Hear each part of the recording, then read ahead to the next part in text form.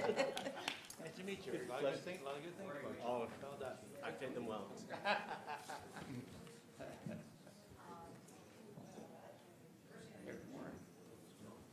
Oh, hi, Warren.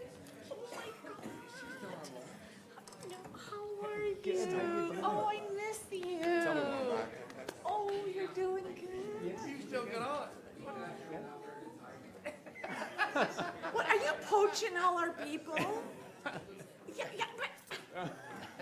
Nice to see you, Warren. Did you see the game? Good to see you, buddy. Did you see the game? Listen, man. How are you? Good. How you doing? Look at all of us. Hey, she's still on loan. Hey, it's neat to see you. He was on loan there for a while.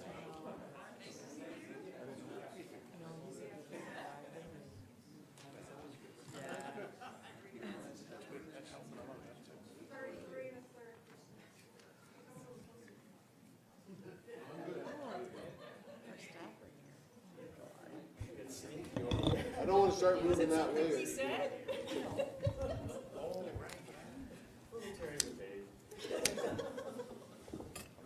Okay, good morning. Welcome to our Committee of the Whole meeting for Tuesday, May the 7th, 2019. I'd like to welcome everyone here today and call this meeting to order. I'd ask if there's any declarations of interest at this time. Seeing none, I will let everyone know that the two councillors to my left are absent with notice. We knew some time ago that neither one would be here today, so if we can make a note of that as well in our minutes, thank you very much. We're down to community announcements, and Councillor Foster, you're by yourself over there. Perhaps you could get started. That means I get to be first. I like it. Thank you, Madam Mayor. Just a couple of things. On the 27th of April, I spent the morning, as did yourself, Mayor Haxon, and I think there was a couple other councillors there also, at the neighborhood network tree planting. I spent a lot of time in the morning with a young couple from Newmarket who were trail walkers and thought they wanted to come up and plant trees. And they managed to put in about 30 trees that morning. They were not fooling around. They were going good. Also on that afternoon, we spent some time at Omar's Shoes at Yonge and Green Lane. That was an opening. That was a good showing there. Lots of great merchandise for sale. And I should mention, for some friends at Christ Church in Holland Landing, May the 11th, this Saturday. They're having their annual plant and yard sale, baking, crafts, and refreshments from 9 till noon. Thank you. Thank you. Councillor Roy DeClemente. Thank you, Madam Mayor. A couple of things. Last Sunday at the Run for Southlake, Team EG fielded their largest team ever with 21 people participating on our team. Our final tally, we got a couple of last-minute pledges that I dropped off at the foundation yesterday. Our final tally was $7,369 for the foundation. I did want to recognize Ms. Allison Usher, one of our staff members. She herself raised over $1,000, and apparently she had an exam to study for, but instead she made a poster and raised quite a bit of money for our hospital. That brings our 9-year tally for Team EG to $56,665 raised for our hospital. So I want to thank everybody who participated and everybody who supported us, and all of the people. It's an amazing event, and it's a great feeling to participate with the community coming together under those arches on Davis Drive. Yesterday, I attended at York Region headquarters the regional governance review. The consultants were there to listen to some folks. It was actually very sparsely attended. There was some presentations made from the Federation of Ontario Public Libraries, from CUPE, some resident groups from Unionville and Newmarket. My one takeaway was the comment that was made that by one of the proponents, one of the consultants that had been hired by the province, that it was unlikely that this process will result in no change. So something is going to happen, we just don't know what it is yet. And then looking forward, I just wanted to let committee know that this Saturday, the 11th, our library board is hosting a joint N6 library board orientation at our Canada Hall. So we've got all 6 library boards and their trustees coming in for a full day of training and orientation, and that's being hosted in our facility by our people. So a nice nice public relations effort and some good training for our volunteers. Thank you. Councillor Crone. Thank you, Madam Mayor. Congratulations to Team EG on your efforts and fundraising activities. I regret that I was unable to attend. I was down south where it was a little warmer, but well done. We have a Chamber of Commerce AGM coming up on May 21st, so all those interested in attending should do so. As well, last Friday, I was quite happy to participate in some emergency preparedness training put on by our staff, and I think for the role, I got to be the acting mayor. So I tried not to let the power go to my head. It was well done, and well done. Congratulations to staff on. I think if and when something bad should happen here, we're in good hands. And last thing, on May 25th, I am participating once again in the York Region Alzheimer's Society Walk for Memories. So if anyone would like to donate to that, you can look me up on my Facebook page or my LinkedIn account and make a donation. No donation is too small. Thank you very much, Madam Mayor. Councillor Crothers. Thank you. It's been a busy couple of weeks. Back on April 17th, I attended the Community Economic Development Workshop put on by the ministry out in King Township. There's councillors from surrounding municipalities as well as members of our own EDAC were there. On the 23rd, it was York Region Climate Change Workshop that had different stations talking about different areas of climate change and getting feedback, and it was very well attended, and some great information came out of that. On the 24th, I popped in on the one-on-one that the mayor was hosting in Holland Landing and learned so much from the mayor. So I highly suggest to my colleagues that this is a great way to get to know the answers to some very difficult questions that our constituents ask. The 27th was the tree planting that Councillor Foster mentioned. Over 400 trees were planted.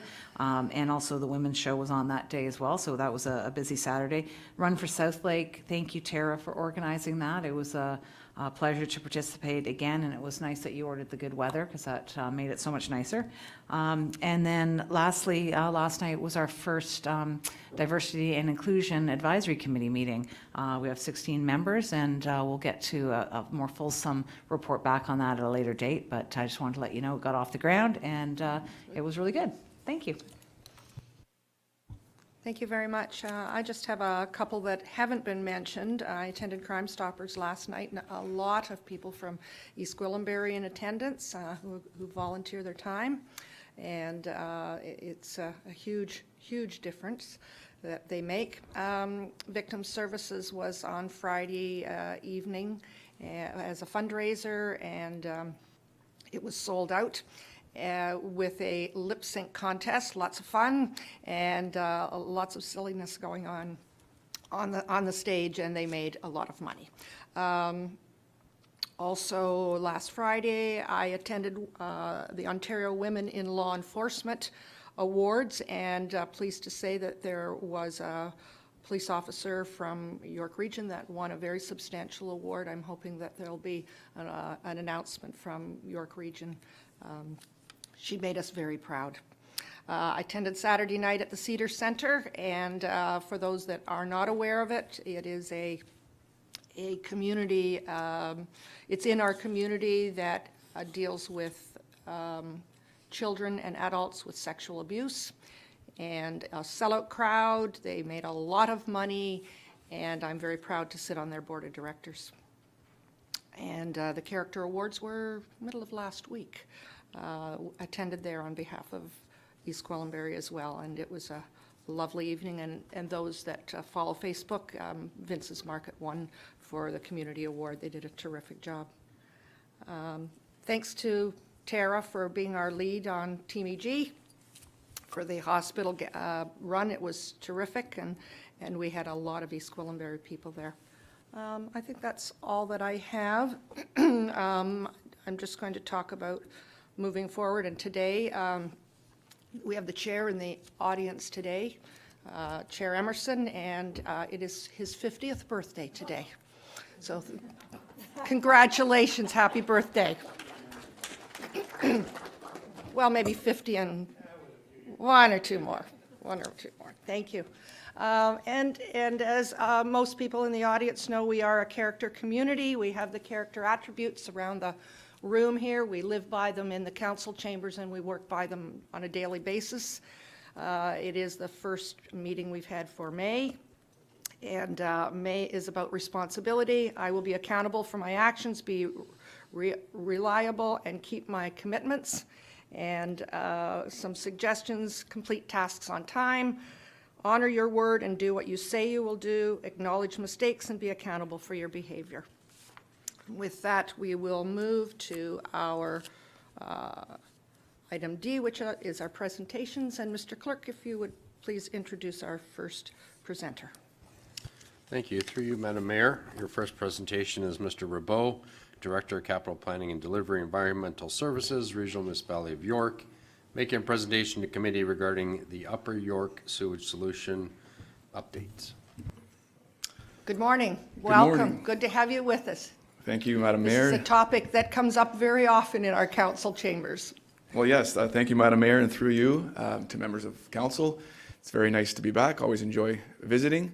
As you stated, I'm joined by our Chairman and CEO, Wayne Emerson, today, and our Chief of Staff, Lena Bajoni, who are here to answer any questions that may come up later on.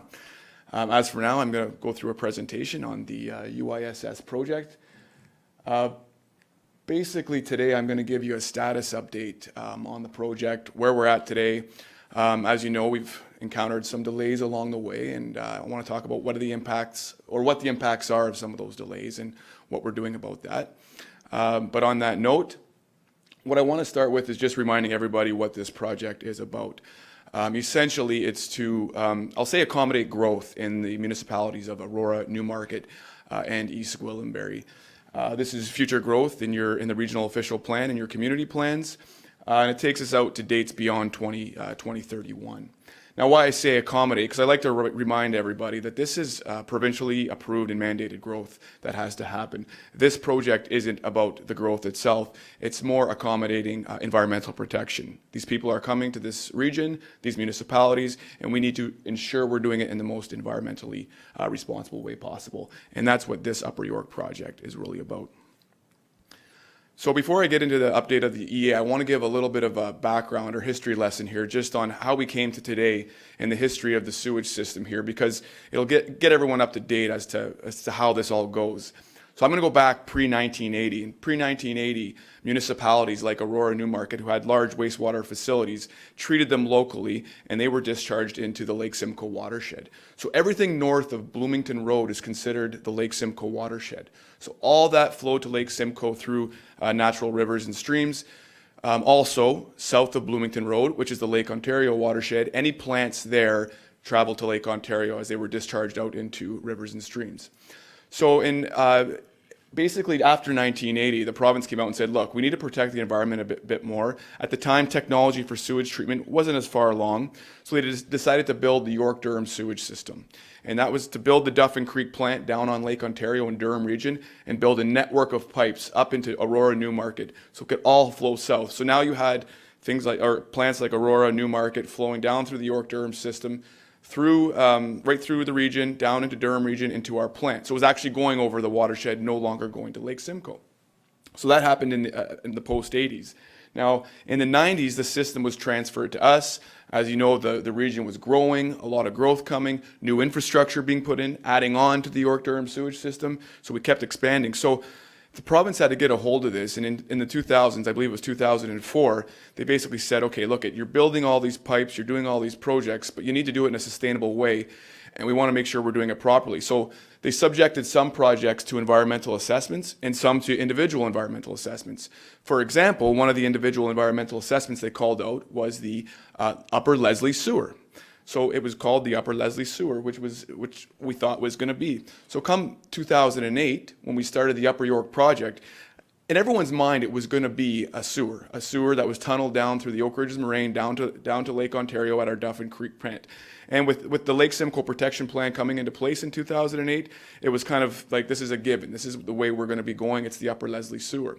However, in doing the EA in 2010, the terms of reference to complete the work, the province came back and said, hey, before you go forward with this, we want you to consider innovative solutions and technologies in the Lake Simcoe watershed. You know, an in-York solution that's innovative and looks at ultimate and best in practice water technologies.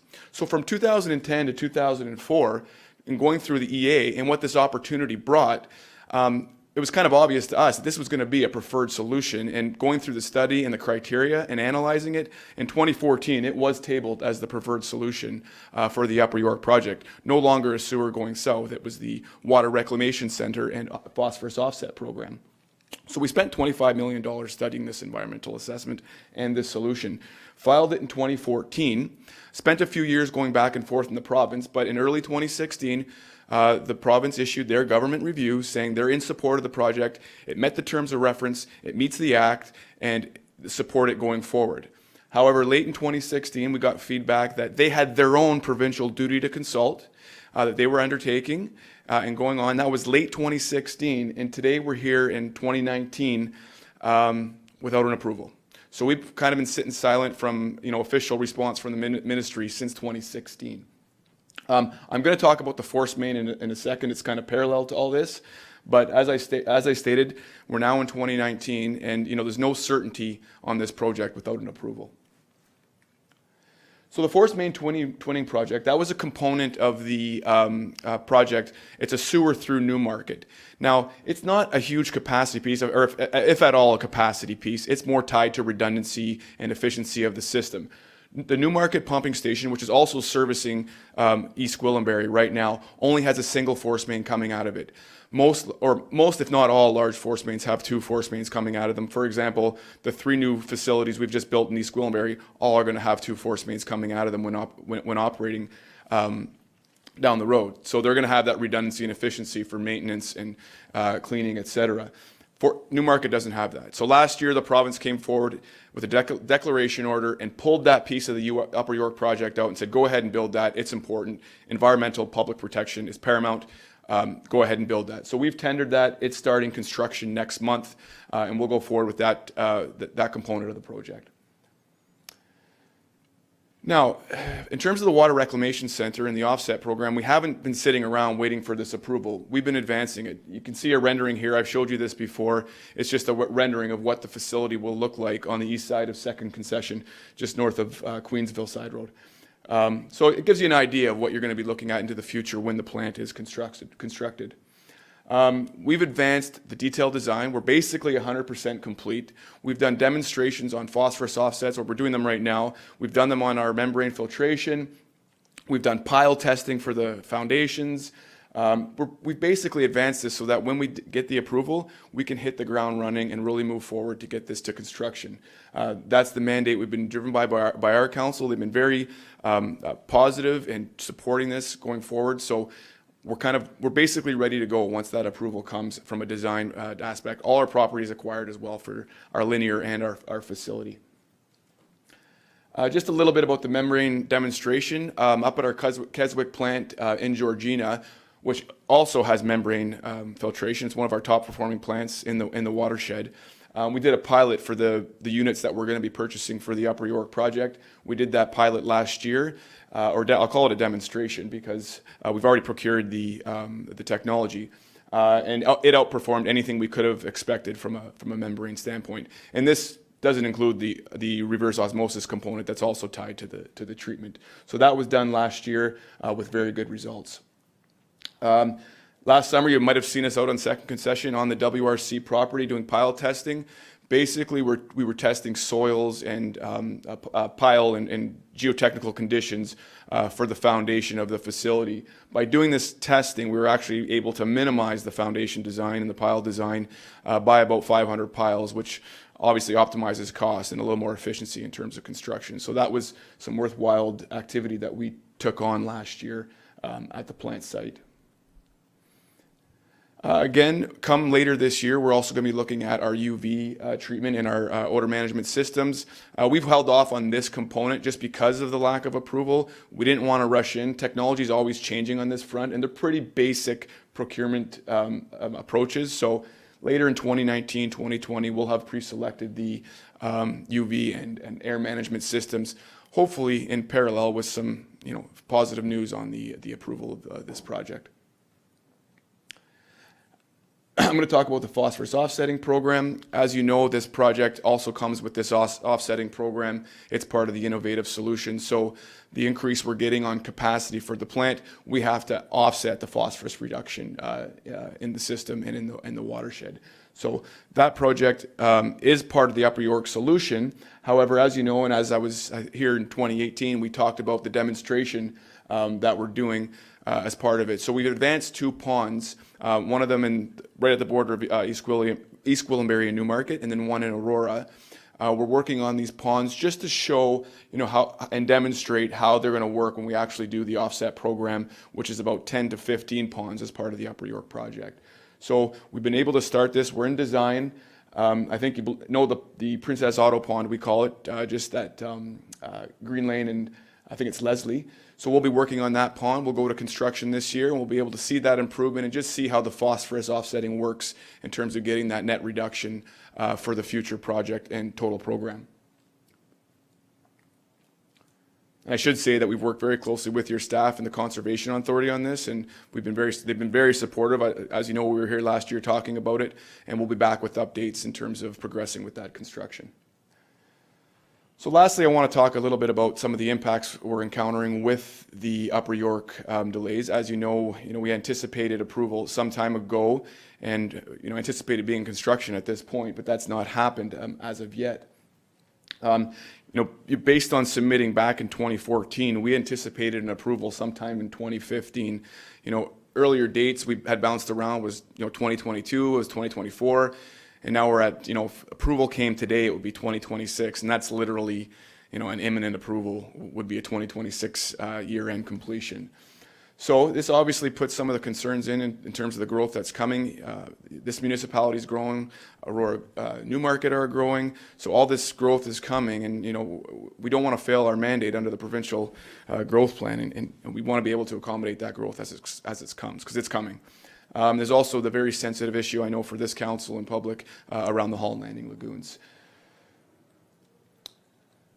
So in terms of next steps, or what it's costing us and what the next steps are, we've spent $25 million on the EA. We've advanced all the design components, but we spent over $80 million now with property acquisition, all the design efforts, the pile testing, everything we've been doing. We keep advancing.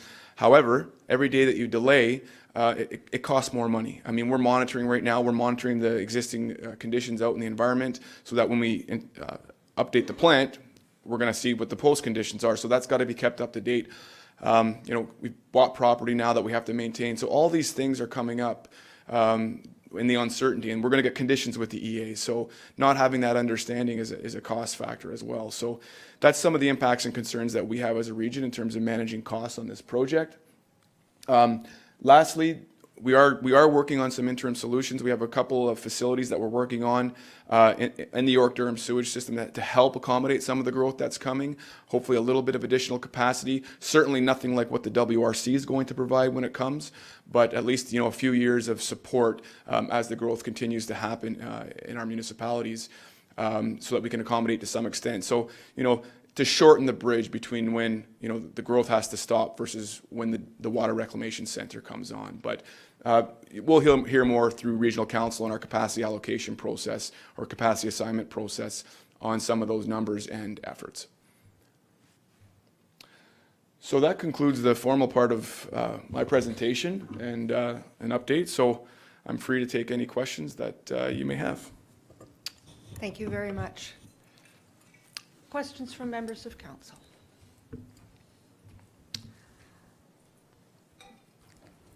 I can start with one just before we get going. The $80 million that has been spent, obviously the region is very confident that this is going to be here. It's not about when, it's just a matter of time.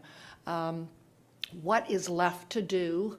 Or what can be done now to further advance it without the approvals? Through you, Mayor, I think the question, or the answer to that question would be we're doing everything possible right now. I mean, we've advanced at our own risk. I mean, frankly, we are positive that we are going to get the outcome, but it's still at our own risk to advance all these design. We typically wouldn't do it in advance of an EA, but it is an IEA, and we've been able to do a lot during the EA. But the design's just about at 100%. Unfortunately, with the province, we can't go forward and get our licensing, before the EA is approved. So basically, we'll have to wait until the conditions come out with the approval. Then we would have to go forward getting our environmental compliance approvals. So that includes accommodating any conditions they come out, putting in the applications, making sure the design meets all those conditions, and submitting the application, going through back and forth. So it does take some time. I mean, there'll be a year or two of managing the applications and conditions for those compliance approvals. But on our front, we've advanced everything possible, property acquisition, we're demonstrating the technology, so we're trying to get there, even the phosphorus offsets. Now, there'll likely be conditions that has us implement the offsets in advance of being able to operate the Water Reclamation Center, so we're trying to be ready for the offset program as well. I think the fact that the province were the governing body that said that it will go north, not south.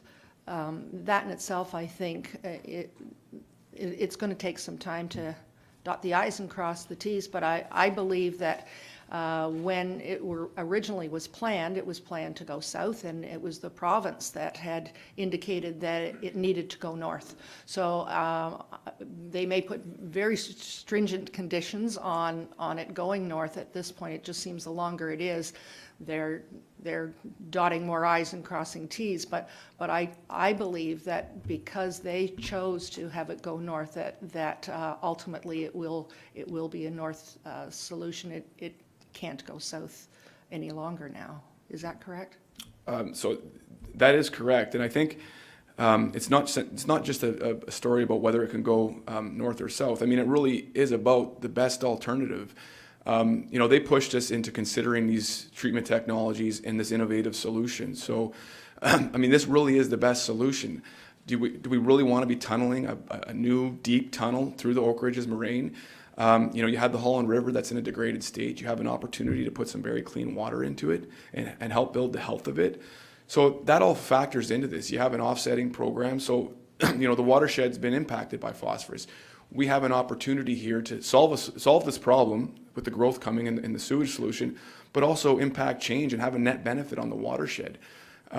It's not just north or south, pick one. I mean, it's that benefit, and that's the real story we're trying to tell, that this is an environmental impact mitigation project, and we really believe by that.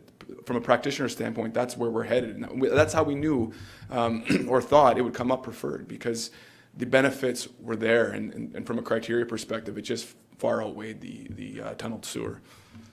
Thank you. Councillor Roy DeClemente. Thank you, Madam Mayor. I had a couple of questions. I think just to further to your question, the concept, at least when I'm talking to residents, the concept of intrabasin transfer and having to address that is also, I think, one that sort of helps to deal with is it going to go north or is it going to go south? Through you, Madam Mayor, to Mr. Rabeau, a couple of questions sort of as you've been studying and working on your implementation. During the EA, there were quite a bit of questions that came from residents about odor units, and I noticed you were talking about the air management system. Are you going to be able to, or do you plan to be able to have zero odor units, or are you going to be able to address that in the new system? Yes, through you, Madam Mayor, the EA does address and documents the full program and plan for the odor management facility. So we will be able to manage odor units per the regulatory standards or better at the boundary of the facility. So the units that are being put in will be able to manage any of the process odors that need to be kind of offset and put through the system. And we'll be able to meet those criteria and potentially exceed them. But it looks very positive in terms of the design, and also we have the procurement coming later this year, and the technology is very advanced in terms of being able to filter the odors. I was hoping that I would hear that they would be better than the regulatory rules. Well, just to be conservative, we say regulatory or better kind of. Thank you. If I may as well, Madam Mayor, you talked about testing the membrane in the field and being very pleased with the results. what I've heard is some of the challenges is that there's questions about micropharmaceuticals, and that the proposed technology was not going to be able to filter micropharmaceuticals. Are you starting to see that the technology that you've put in place may be able to help address that, since it was exceeding your expectations? So I'm gonna go back a little bit further, just around the issue or perceived issue of pharmaceuticals, because sometimes it can be taken out of context or advanced too quickly. I found it very interesting that this project was held as such a forum for the discussion of pharmaceuticals when it's such an international emerging matter. And I say emerging because there's no grasp on it yet. I mean, really, the detection technology has just got to the point where we're able to detect emerging contaminants in the environment, right? So the technology is so good that you can find it out there. So now we're aware of it being present at times in trace amounts, amounts that aren't going to harm the environment or harm the public. So we need to be aware of it. But in terms of regulation and where the World Health Organization is, where the feds are, where the province is, no one's really concerned about it at this point in terms of regulating it and making sure, you know, it's completely managed. It's something that we need to be aware of, and actually this facility will be an excellent medium to test some of these technologies and really research it further. But right now there's no regulation on it, and there's no plants being forced to manage it.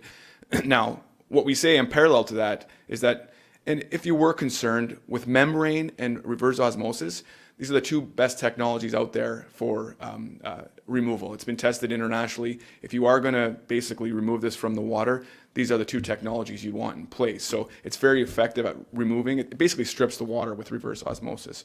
So it's taking 99% of anything out of it. So certainly we are confident in our management of emerging contaminants, pharmaceuticals with this program.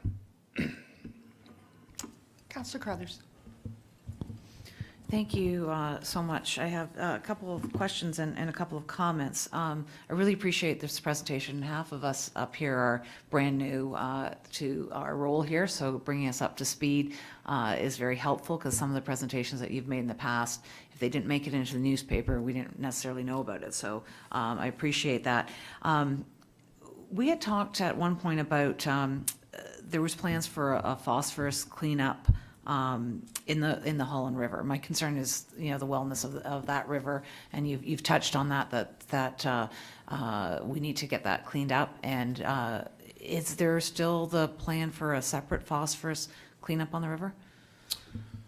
Through you, Madam Mayor. So first to the project. So the project does have a phosphorus cleanup. It's the phosphorus offsetting program. So that's all the ponds that are proposed in the Water Reclamation Center to be cleaned up, which will create a 3-to-1 net offset of what the Water Reclamation Center is putting out into the environment. So for every one unit over and above, so it's basically 292 kilograms is what the plant could potentially release at full capacity out into the system.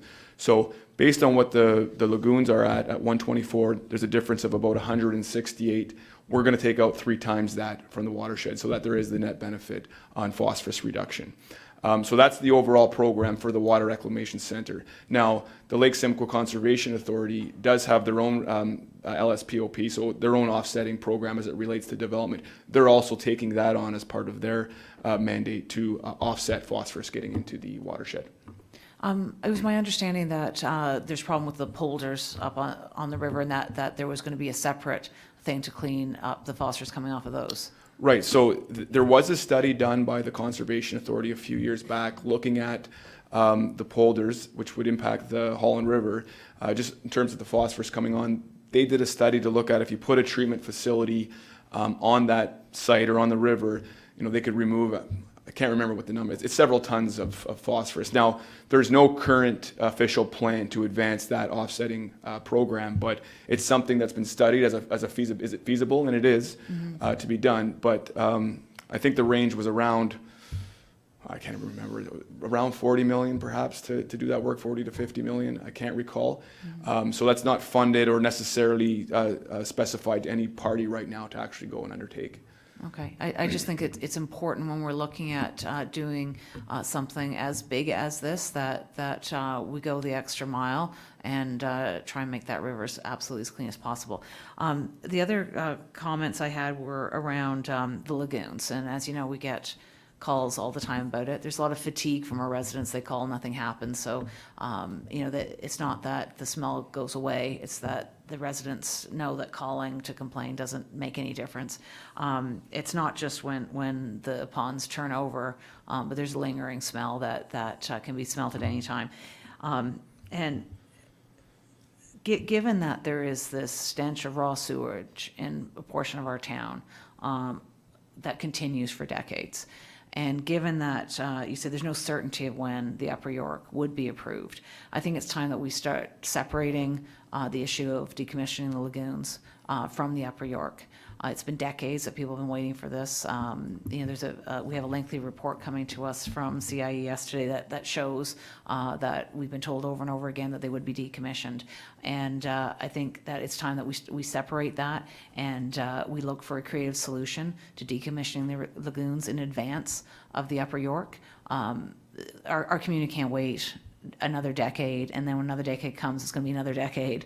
I think they feel that, the residents feel that growth is being prioritized over their ability to go out of their homes and enjoy their backyards. And we can't put our long-term residents second to development.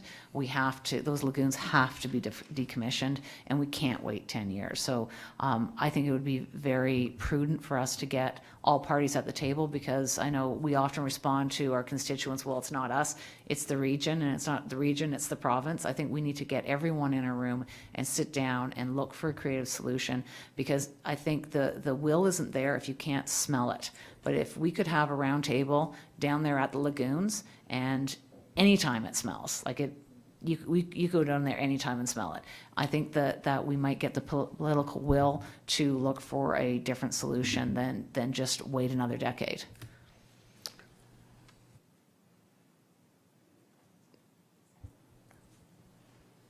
Councillor Crone. Thank you, Madam Mayor. I want to thank you for coming and presenting to us as a new councillor. I found it very informative, so I appreciate the time and the content of which you spoke. Love to hear your thoughts. There is an environmental theory that I've heard bandied about that it makes a lot of sense to keep water within the watershed. So right now we are actually shipping our water into Lake Ontario, and we're probably not doing ourselves any favors by doing that. I'd love to hear your comments on that. Secondly, I know that speaking to some folks at the Lake Simcoe Region Conservation Authority, that they have done some pilots with sending water into Lake Simcoe, and that in fact it has exceeded the guidelines as stated, and they gave me the impression anyways that they were very comfortable with what could be a Upper York solution. So I'd love to hear your comments on that. And finally, hope I'm not throwing too much at you. Nope. On Thursday, the province looks like they've tabled the Ontario's Housing Supply Action Plan. That is a bit of an omnibus bill that will cover the Conservation Authorities Act, Development Charges Act, Endangered Species Act, Environmental Assessment Act, Local Planning Appeal Tribunal, Environmental Protection Act, among others, Planning Act. So there's a few, it's quite lengthy, and I know it was only issued Thursday. The backgrounder they put out was not exactly chock full of details, but I'd be very interested to hear what your take is on that and how it might help us move this project along, because I am very concerned that we are at a bit of a standstill right now when it comes to growth, and it intersects and contradicts the provincial plans for growth. They want us to grow, but they're not giving us the tools to grow. So I would be very curious. I've thrown a lot at you there. So No, that's fine. I await your reply. So I'll talk first through you, Madam Mayor, to the watershed management scenario. So you're absolutely right. I think especially today, when we're looking at climate change and some of the impact to our weather and the patterns of rain events and the way things are occurring, we're pushing as much as possible to let water travel its natural path and follow its natural route. So I think years back when the York-Durham sewage system, as I talked about, got brought up over the divide, and you were starting to take water that was fed by groundwater in terms of consumption and then put into the sewage system and taken south, we had to manage that. And we had to get permits and approvals in order to take that water out and actually bring it over into the Lake Ontario watershed. So, you know, we had to manage that approval. I think there's a limit on how much we can actually take. Is there a major impact? I think based on the number we're at, you know, the decision was it's not a major impact and we could go to a certain number. I think if we were to take the water from here south into the Lake Ontario watershed through a sewer, a future sewer of some sort, the changeover would be about 40 million liters a day, I think, about the number of the plant. Now, with the plant in place, I believe it's about 3. That's which is negligible in terms of the overall divide. Now, you know, there's different sciences around watershed divide. I mean, some believe it's the James Bay watershed versus the Lake Ontario watershed as opposed to Lake Simcoe, and it's a subcomponent thereof. But I think we know in terms of the natural the waterways in that the Lake Simcoe watershed, so all the tributaries and rivers here flow to Lake Simcoe. So that is the receiver and what we consider to be the watershed divide. So this was a major factor in the benefits of this project, is rebalancing the watershed management and having this water stay in this watershed. So you hit it on the head. It is better. It's a known scientific, you know, research has shown that this is the best way to manage water flow, et cetera. So that's that. In terms of the Conservation Authority, very strong allies of ours in this project. They've been very supportive, very involved. You know, as a regulator in the watershed with a mandate to protect, you know, they were able to get involved and sustain their regulatory role and make sure we were going in the right direction. But, you know, based on the data they've collected and their own research in the watershed, they see the advantages that this project will bring. So it's not a matter of letting us go, it's okay. It's a matter of, we support this. We want you to go forward. This is a benefit for Lake Simcoe. Please move forward. So that's the feedback we get from them. They're very involved in our demonstration program. They're leading it. And when we get approval, they're going to be very involved in our entire offset program. They'll be partners of ours in terms of proper implementation, ensuring we get the best offset possible in this program. In terms of legislative changes and things that are happening, so we do get all the EBR postings, and we get a chance to comment on all these potential changes that may be coming up to the Planning Act or the Environmental Assessment Act, et cetera. Now, the one thing with this project is it's an individual environmental assessment, so it holds its own requirements of its own. And I think with any of the EA Act reform, I don't know how much it'll get into the individual environmental assessments, but certainly from a Class EA perspective and some of the Part 2 order management or management of requirements or streamlining process, they've indicated that they're willing to consider changes and make sure it's streamlined and effective, both for, you know, the regulator, but also the proponents that are going through these processes. Some of the other components will tie more to environmental compliance approvals and, you know, how the cross between what the municipality owns and what development may own. We're going through some of that right now in terms of review. But for this project, in terms of getting an approval being the one sticking point for it, I don't see that anything right now is really going to impact the IEA component of the Environmental Assessment Act to change things greatly. So, yeah. Councillor Roy DeClemente. Thank you, Madam Mayor. I guess I wanted to talk a little bit about the lagoons, if I could. I think despite recent comments in local media, there has been a sustained political will that goes back over a decade, at least that's where I stopped reading, to try and get these lagoons offline.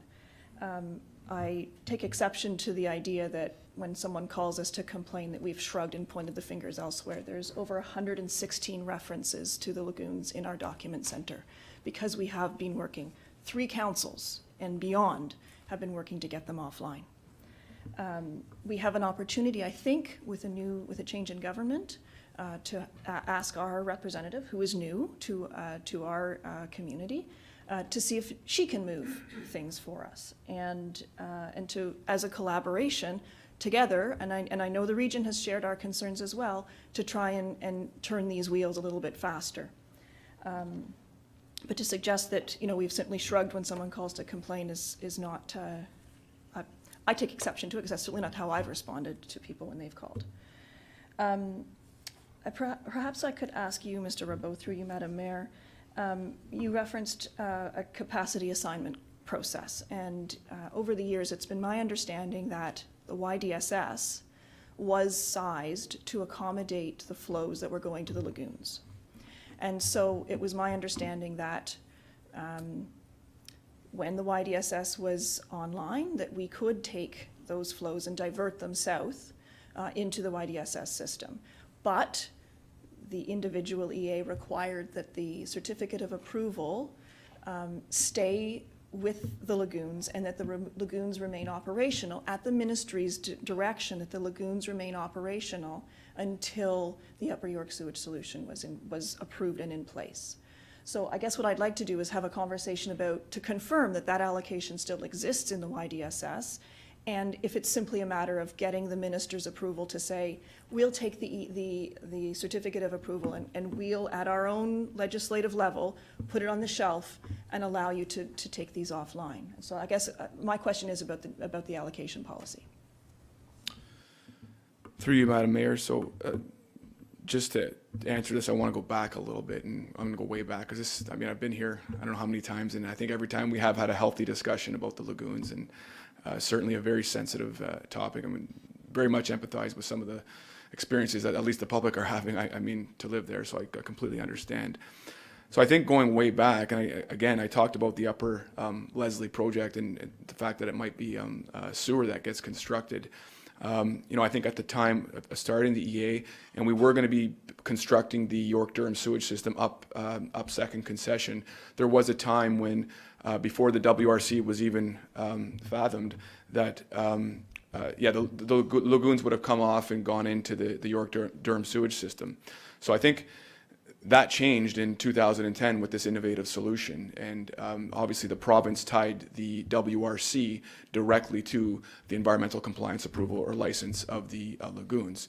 And I think the first facet of that is we've not received any direction or approval to disassociate that license from the WRC. So they said you got to keep them operating until you can transfer the license over to this water reclamation center. So that's one thing, which is more of an administrative process, right? Just they're politically managing that piece and holding on to that as it ties to the IEA approval and moving forward. So that's the first thing. I think with capacity in the York-Durham sewage system, the biggest concern for us right now is when we set off to do the EA, this was supposed to be constructed in 2018. So they were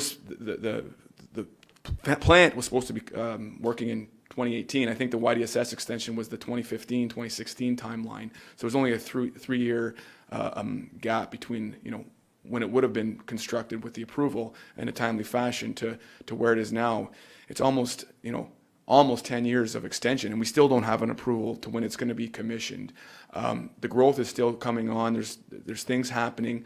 I think the other major concerning factor for the region is just the way the weather patterns are changing again, and the amount of flows and wet weather events we're seeing.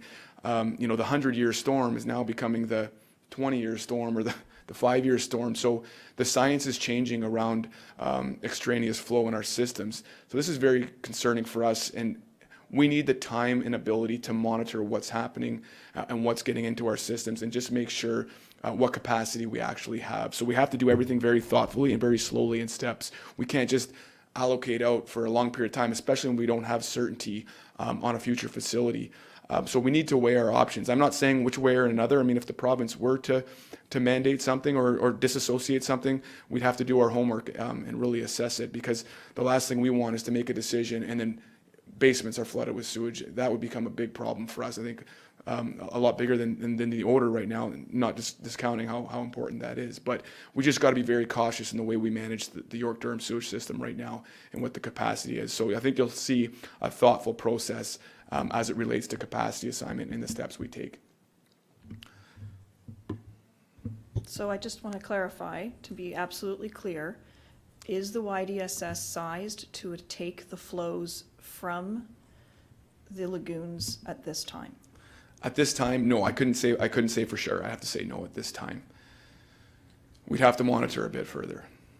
So, Madam Mayor, that's a dramatic change from what I've been hearing over the past 9 years sitting in this seat. Yeah. Thank you. I'm wondering, with the discussion about the lagoons, I know you were here for the Upper York, but they're all connected. I've been here 19 years, sitting in this seat, not in this seat, many seats. And without exception, every single year, there has been discussions here with the region about the lagoons. They were, I continue to say they were 44 years old, but they're 46 years old now. So it's old technology, it's working, but it's not working well for a variety of reasons, as you've indicated. I'm wondering, you've been talking about the Upper York, you've been talking about how innovative new technology continues to come forward, even from the time in 2016 when the plans were in place to build an Upper York. That things have even changed and since then, and we now have much better technology in place. Is there a possibility that we could get together, and I know that between now and the end of June is very busy, and I'm thinking early in the fall, to sit down with the region and see if there's any new technologies that can clean, change the operation of the lagoons. Is there something out there that has taken place? Surely in 40, 44 years, 45 years, there's something different. I know we're one of the very few in the province that have, as a municipality, have lagoons, but there are lots of lagoons in smaller private areas that I'm expecting that in that time period, in the 45 years, there may be something that can be done. The biggest problem is the smell. The smell is in the spring and in the fall, and from time to time, depending on when the wind changes or whatever, it also appears throughout the year. So I throw that out as a suggestion and wonder if there's a possibility with the chair here as well, hearing this discussion, that we may be able to sit down in the fall. You would have enough time, I'm not sure if that is enough time, but an opportunity to see what is out there that's innovative and high technology, that if we have to live with it, can it change the negative effects of it in our community? Through you, Madam Mayor, I think the short answer to that is yes. I think that's a great idea. Okay. We are looking at options, and we want to consider what's a potential solution here for the odor. As you stated, I mean, from a lagoon perspective, from a water quality perspective, they do everything they need to do. They actually put out pretty good effluent water, but the odors can be very unpleasant, and so I think as staff and we'll work with your staff and sit down and look at some of these solutions and try to come up with some ideas about how we can manage it. And hopefully we can find something. I try to be I'm obviously trying to be very conservative in what I promised today, because we want to make sure we're doing the right thing and not overpromise. But we certainly want to look at it and just see what technology we could apply to solve something in this area. I think, talking about the capacity of the YDSS, talking about having to pull the forest main out the lagoons, the delay of this approval has put us all in a very awkward circumstance in terms of managing all these things that likewise wouldn't have to be managed if we had the approval as expected. So unfortunately, it's not happened, and we need to sit down and work together to make sure we can come up with the right solutions in the interim. I mean, we continue to be very hopeful that the Upper York is going to be approved, and however, even if we heard later today that it was approved, the lagoons would still be in place until the Upper York was ready to go. So I'm not sure that we're going to lose any time by getting together now And for whatever period of time the lagoons continue to operate, it's abundantly clear that for me, it's 19 years that I've been talking about the lagoons. And every council that has been along the way have continued to talk about it. It hasn't been ignored. There haven't been any answers. It's not going to change that it can go into the York-Durham. So let's see what we can do with the existing at this time and try and find that innovative solution that will, in fact, stop the issue of the smell and allow us to continue to have a little bit of growth along the way and have residents that have been heard. We've heard, but we haven't been able to come with a solution. Perhaps this is it. Councillor Foster. First of all, thank you, Madam Mayor, for bringing that question up. As a new councillor, I was sitting here trying to gauge the room as to just how that would go over in this room. But it seems like a solution for at least the short term would certainly be the way to go. I'd like to thank you, Mr. Rabeau, for the presentation. Again, being new in this chair, you've answered a lot of questions. And I certainly look forward to possibly having a chat with you informally out of the chambers. I live within probably a kilometre or less than the lagoons, probably the same distance as Councillor Crothers. So, you know, there are some days that it's a little rough. But again, thanks for the presentation. Councillor Crothers. Thank you. I just wanted to respond to Councillor Roy D. Clemente's comments. At no time did I say that the council, previous councils haven't been working on this issue for years. As the mayor says, it's been 19 years. There's numerous reports and motions, et cetera. My comment about political will was more at the provincial level. We're talking about a new government downtown, and we need to find a way to inspire them to want to do something about it. And I keep going back to, if they could smell it, they would want to do something about it. If it was their backyard, they would want to do something about it. So it's that political will. And as far as, you know, I don't think we feel, residents feel that they were ignored by previous councils at all, but just the frustration that it's not at the town level, it's not at the regional level, it's at the provincial level. So it's about bringing everyone to the table. And that's what I was saying earlier, similar to the mayor's comments, that we need to get everyone in the same room. So that there isn't the, well, will the ministry hold the certificate? Could we partially decommission? We need everyone there to find that creative solution that we need.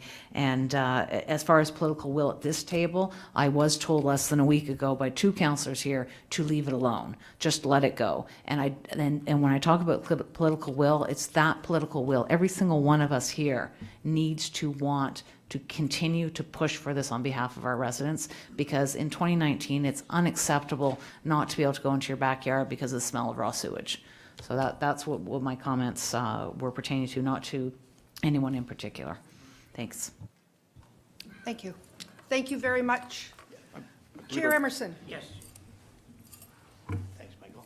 Happy birthday. Well, thank you. And I didn't really want to say anything, but I have to say, we feel your pain and we feel understand what you're doing. And it's not as if we've pushed this off to one side and not tried to help and do this. We've been through, I think, 4 ministers of Ministry of Environment, and then one of the ministers even made a Conflict of Interest Act that didn't want to act on this. So it's been very disheartening and disappointing and frustrating with this, with the former Liberal government, and now that we were promised by the PC government that they would move on this file.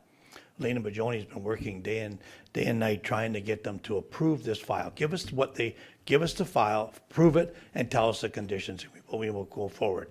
Your suggestion, Madam Mayor, we will come back sometime in October. I assume you want us to come to this setting. I don't believe you want us to sit around the table. I think you need to be known. If people want to come, they're welcome to come in this setting. You want to hear, your staff should be here when we come to make our presentation. So our staff will get back, will come back with some kind of solutions, but we're hoping between now and maybe September, we will have an answer from the province of Ontario. That going forward, you're right. We will have, there's going to be more time, and we probably have to 2026, 27, that we're not going to have these up and running. So maybe there's an interim solution we can help. We will do our utmost to do that. But it gets down to dollars and cents. How much money can we afford to do this? And it's a big undertaking. But just remember, the effluent going into those lagoon systems is all from East Gwillimbury.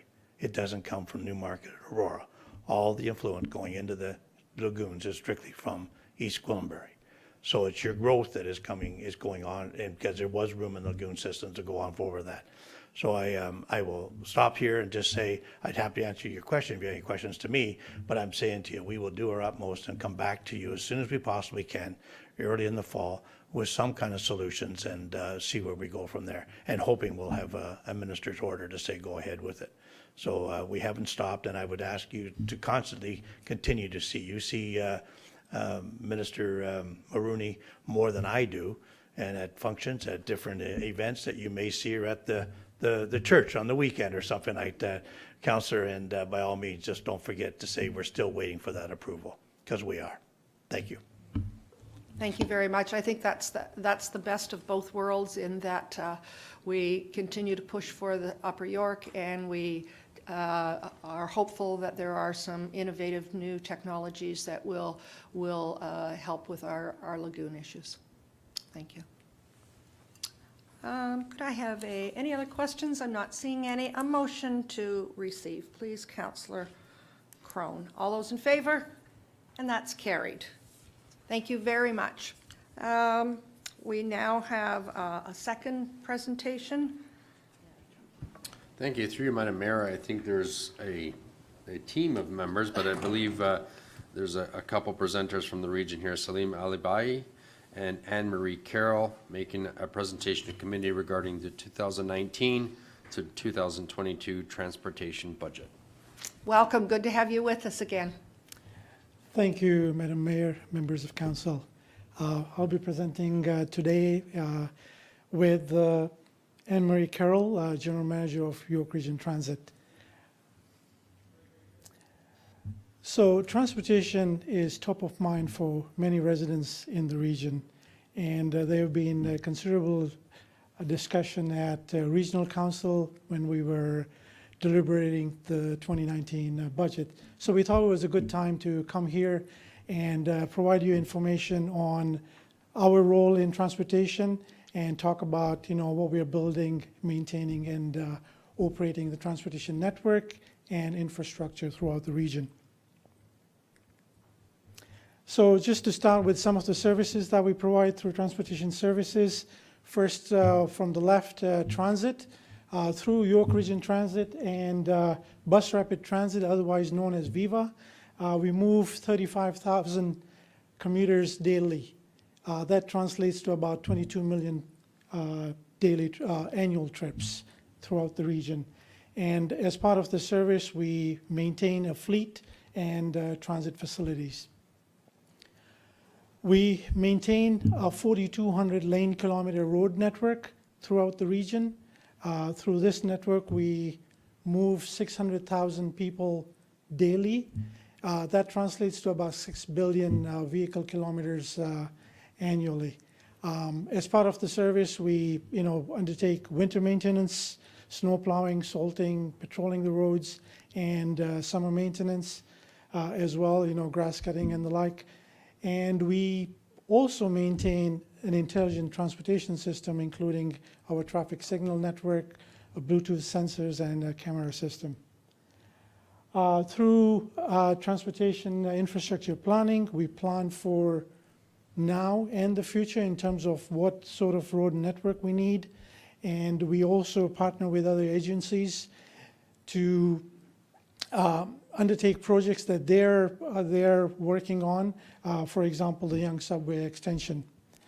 My group, the Capital Planning and Delivery Branch, we build and rehabilitate roads, bridges, intersections, and facilities throughout the region every year. And finally, asset management. We're responsible for about $4 billion in assets that we maintain in order to maintain the network in a state of good repair.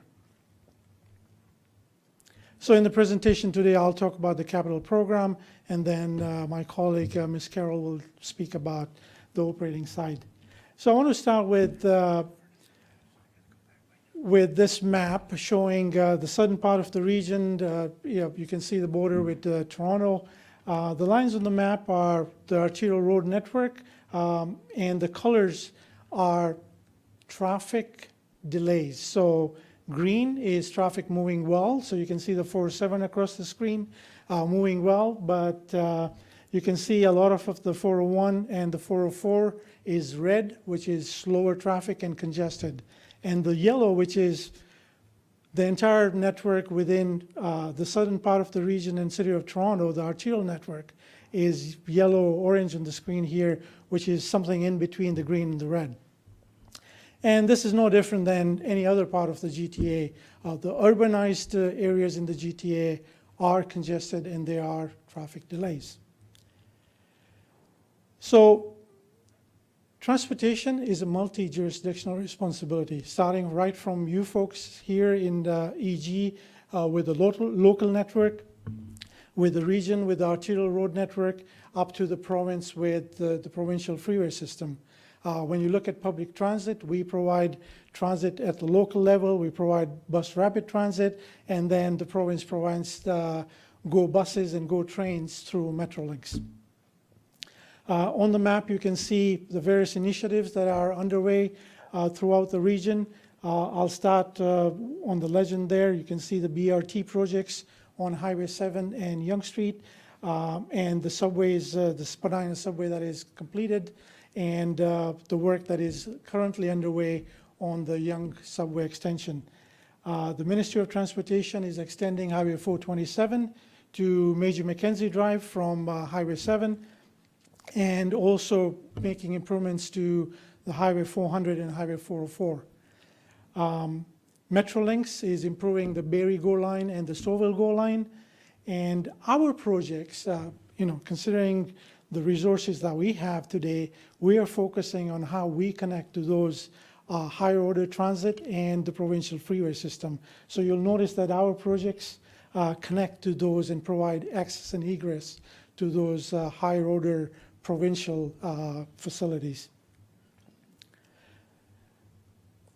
Previous councils, previous regional councils have made record investments in transportation, and the current council continues to make record investments. You can see from the bar graph, considerable amount of money has been invested already, about $1.5 billion in the last 8 years, and we now plan in this term of council to invest about $1.3 billion.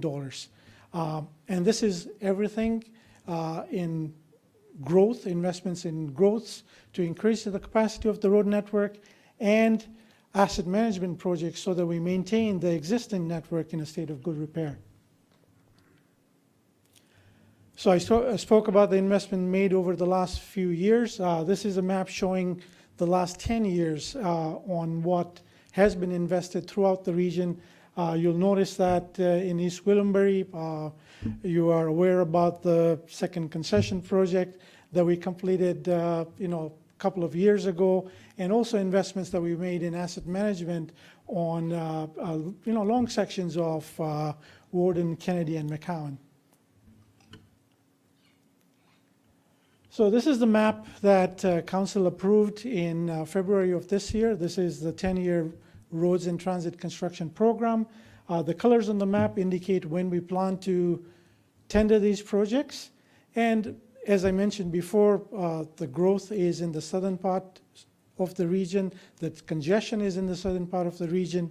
And that is why you'll notice that a lot of the projects are in the southern part of the region. And as I mentioned before, that the projects are strategic so that they provide access and egress to high order transportation systems. Just some of the projects that we are working on in East Gwillimbury. This is a location on Mount Albert Road, just east of Warden. We're working to extend a culvert there and eliminate the Gaben retaining wall. This is also around the area just last year where we undertook some work on the Pegs Bridge on Warden Avenue just south of Mount Albert, and that work is complete. This project here is going to be complete later this month. Regional Council continues to make investments in asset management, and the investments are going to continue over the next 10 years. In East Gwillimbury, we are planning to tender later this year a long section, the 9-kilometer section of Woodbine Avenue between Mount Albert and Highway 404. It is a rehabilitation project, and I'm pleased to say we're working with staff at East Gwillimbury to incorporate some of the access and egress improvements at your ops facility on Woodbine Avenue. I understand the work is underway, it's going to be finalized, and will be included in our contract for delivery. With the increased investment in asset management, there are going to be many more projects, so you can expect some short-term delays when we do these projects, but again, when I say short-term, they are indeed short, because these I'm talking about, projects that are, a couple of months to 3 months instead of the longer growth projects that take years to complete. This is a facility in East Gwillimbury. This is our transit operations facility just off Yonge Street, south of Green Lane. The colors, the yellow colors are existing facilities. The reddish color is what we are expanding. So we are expanding the facility to, currently we can house about 50 buses here. And this facility basically serves, the buses serve East Gwillimbury and the transit routes in the northern part of the region. So currently we have a capacity to store 50 buses. With the expansion and the renovation of the facility, we'll be able to increase the capacity to 110 buses, almost more than doubling the capacity. And now I'll pass on to Ms. Carroll to continue with the operations side. Good morning, Madam Mayor, members of Council. Thank you for having us here today.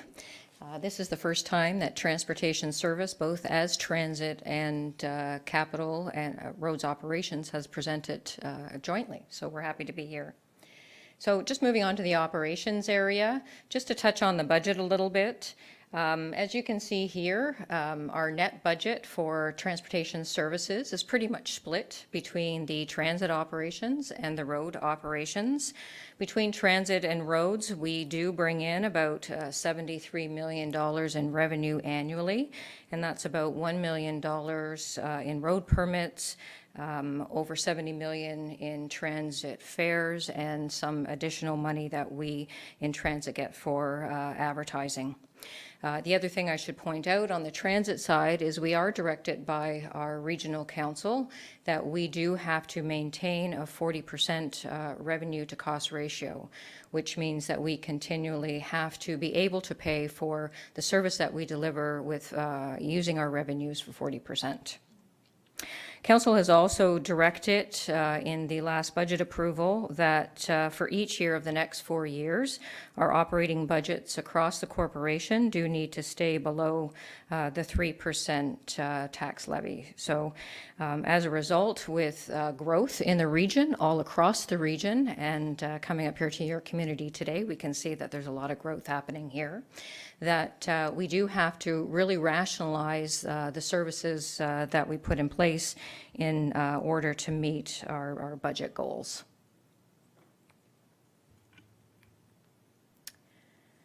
So just to give a little bit, Salim had mentioned that we at the region maintain approximately 4,200 kilometers of regional roadway.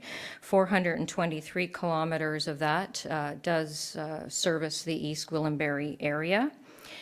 In order to maintain what's happening on those roads, whether it's the day-to-day operation with the 2.7 million trips per day, or just weather-related matters such as winter storms, we monitor the roadways with the traditional ways of boots on the ground. So we do have patrols out there.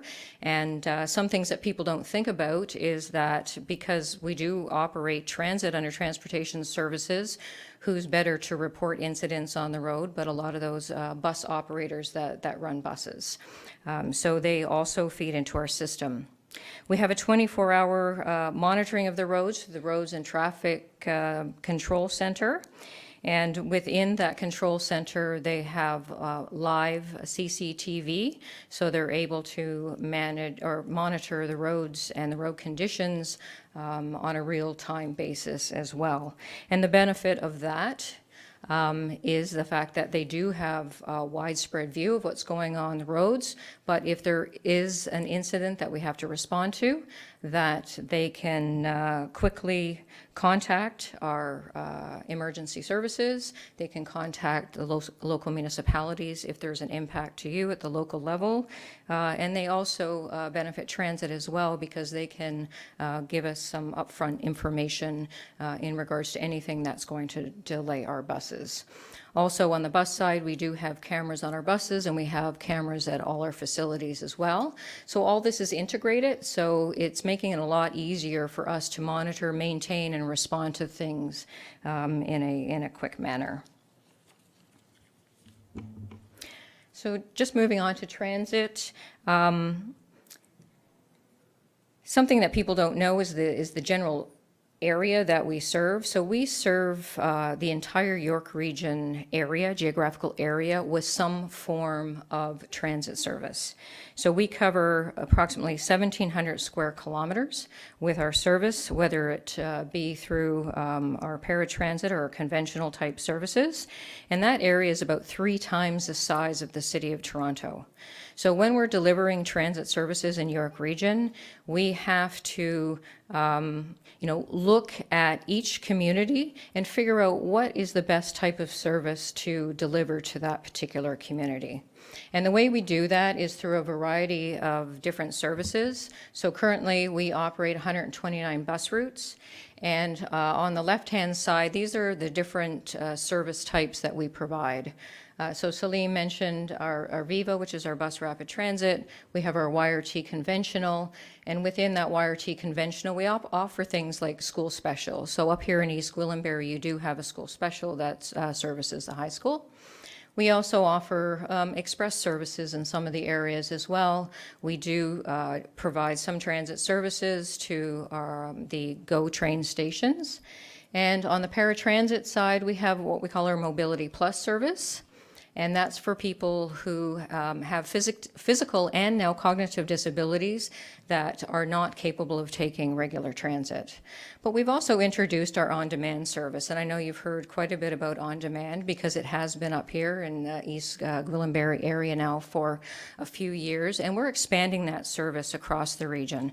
But what we're trying to do now is what we've identified is there's also a number of people who take the mobility service that are quite capable of also taking conventional. So we've created a family of services where we can travel train people to actually take both. So if they need help to get to their first location, to get, say, on a Viva bus for the longer portion of their trip, we pick them up at the door, we take them to a transit hub, and then they get on Viva and they take the rest of their trip on Viva. And this is a real benefit to them because it allows spontaneity in their day-to-day activities. So it makes it easier for them to travel when they need to travel.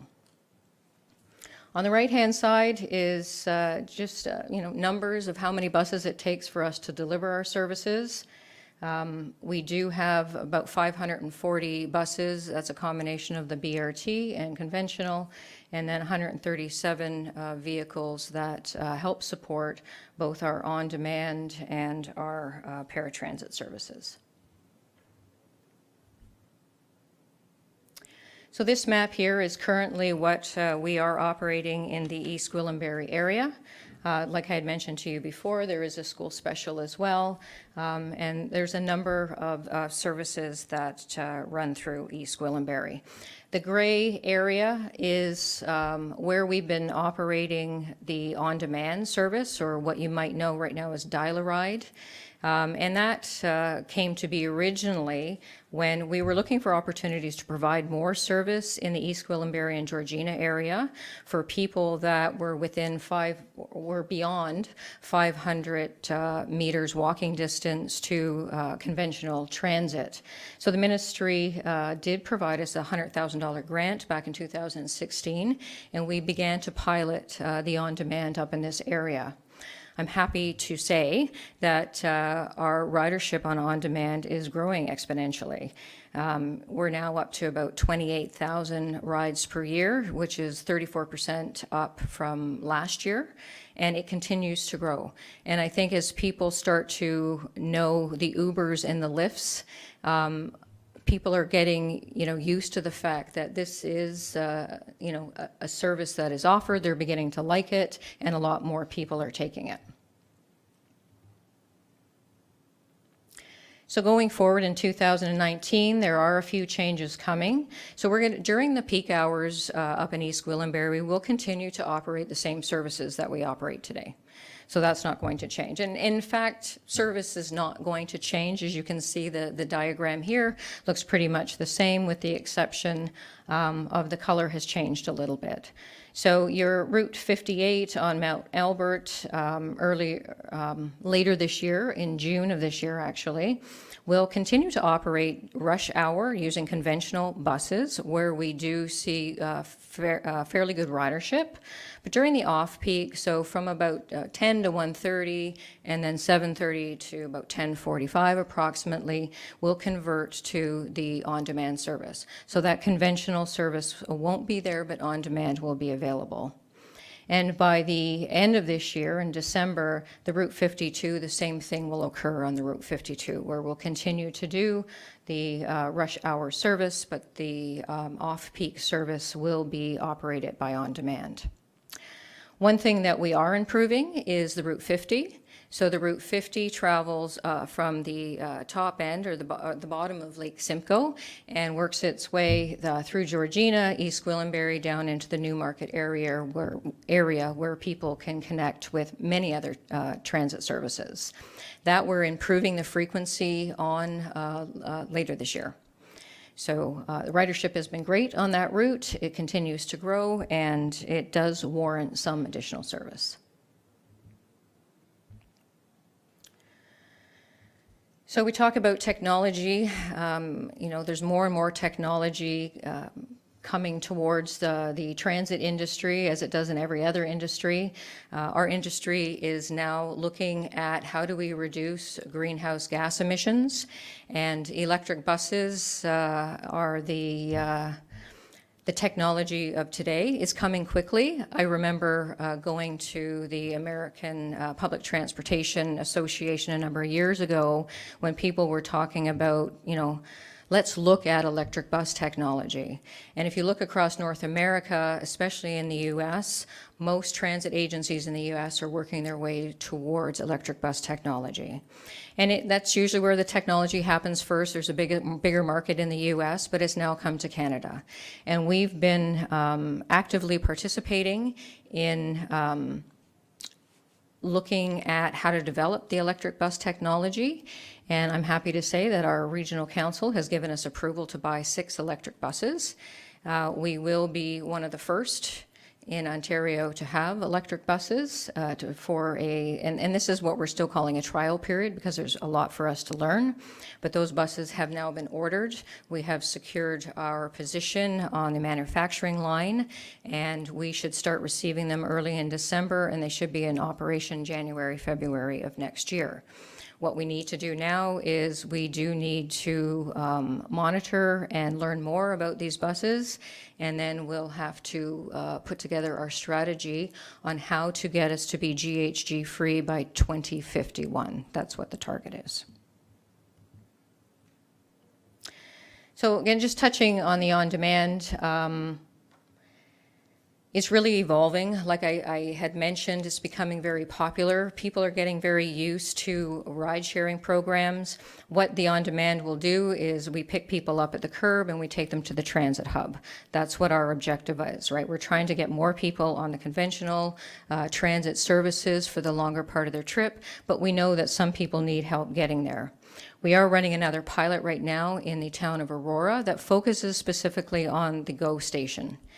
So the town of Aurora does have a parking issue around the GO station.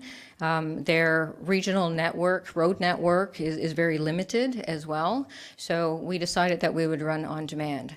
So what's really unique, though, about this pilot is we have now developed an app technology. So this is actually one step above of what the Ubers and the Lyfts have, because what we've been able to do is we've been able to integrate the schedules that we operate our conventional buses with and the GO trains, and we've now been able to incorporate that into the app.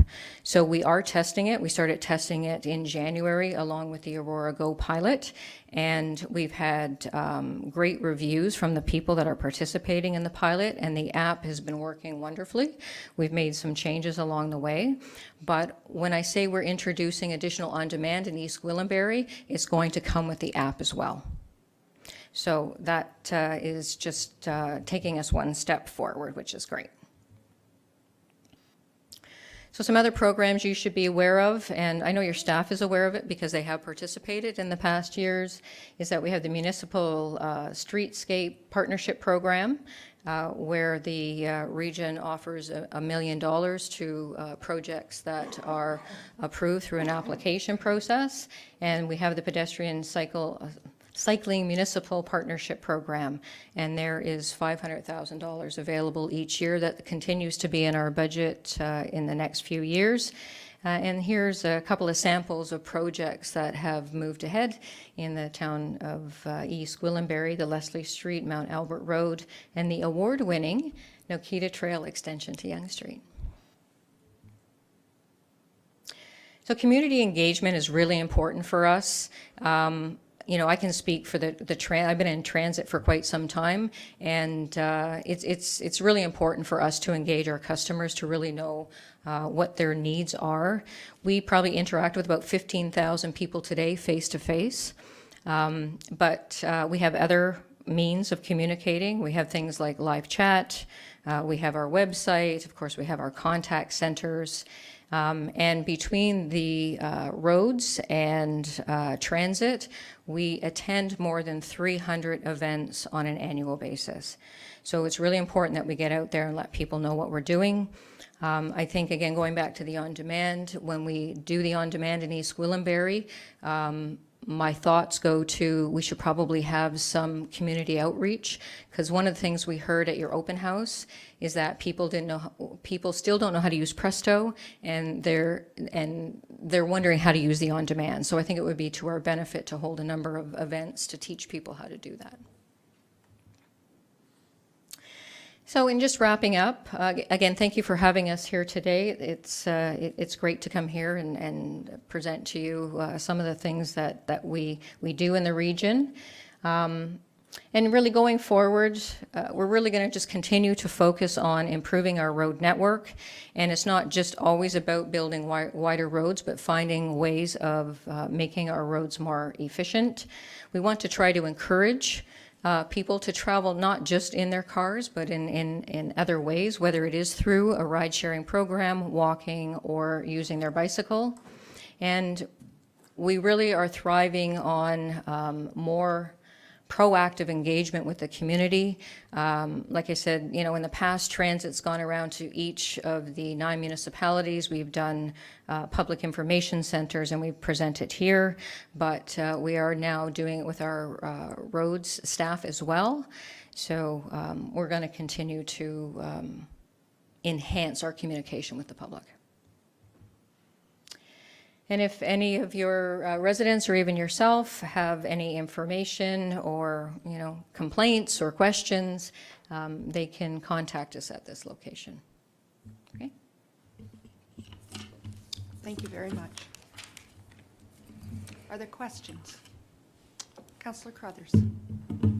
Thank you. Thank you for this presentation. I'm very excited about the on-demand, especially when you talk about linking it to the GO train, because I always, when I drive by the GO train and see all of those cars sitting there all day, every day, I think what a waste of money into our environment, and it's just about getting people there without them having to have a car.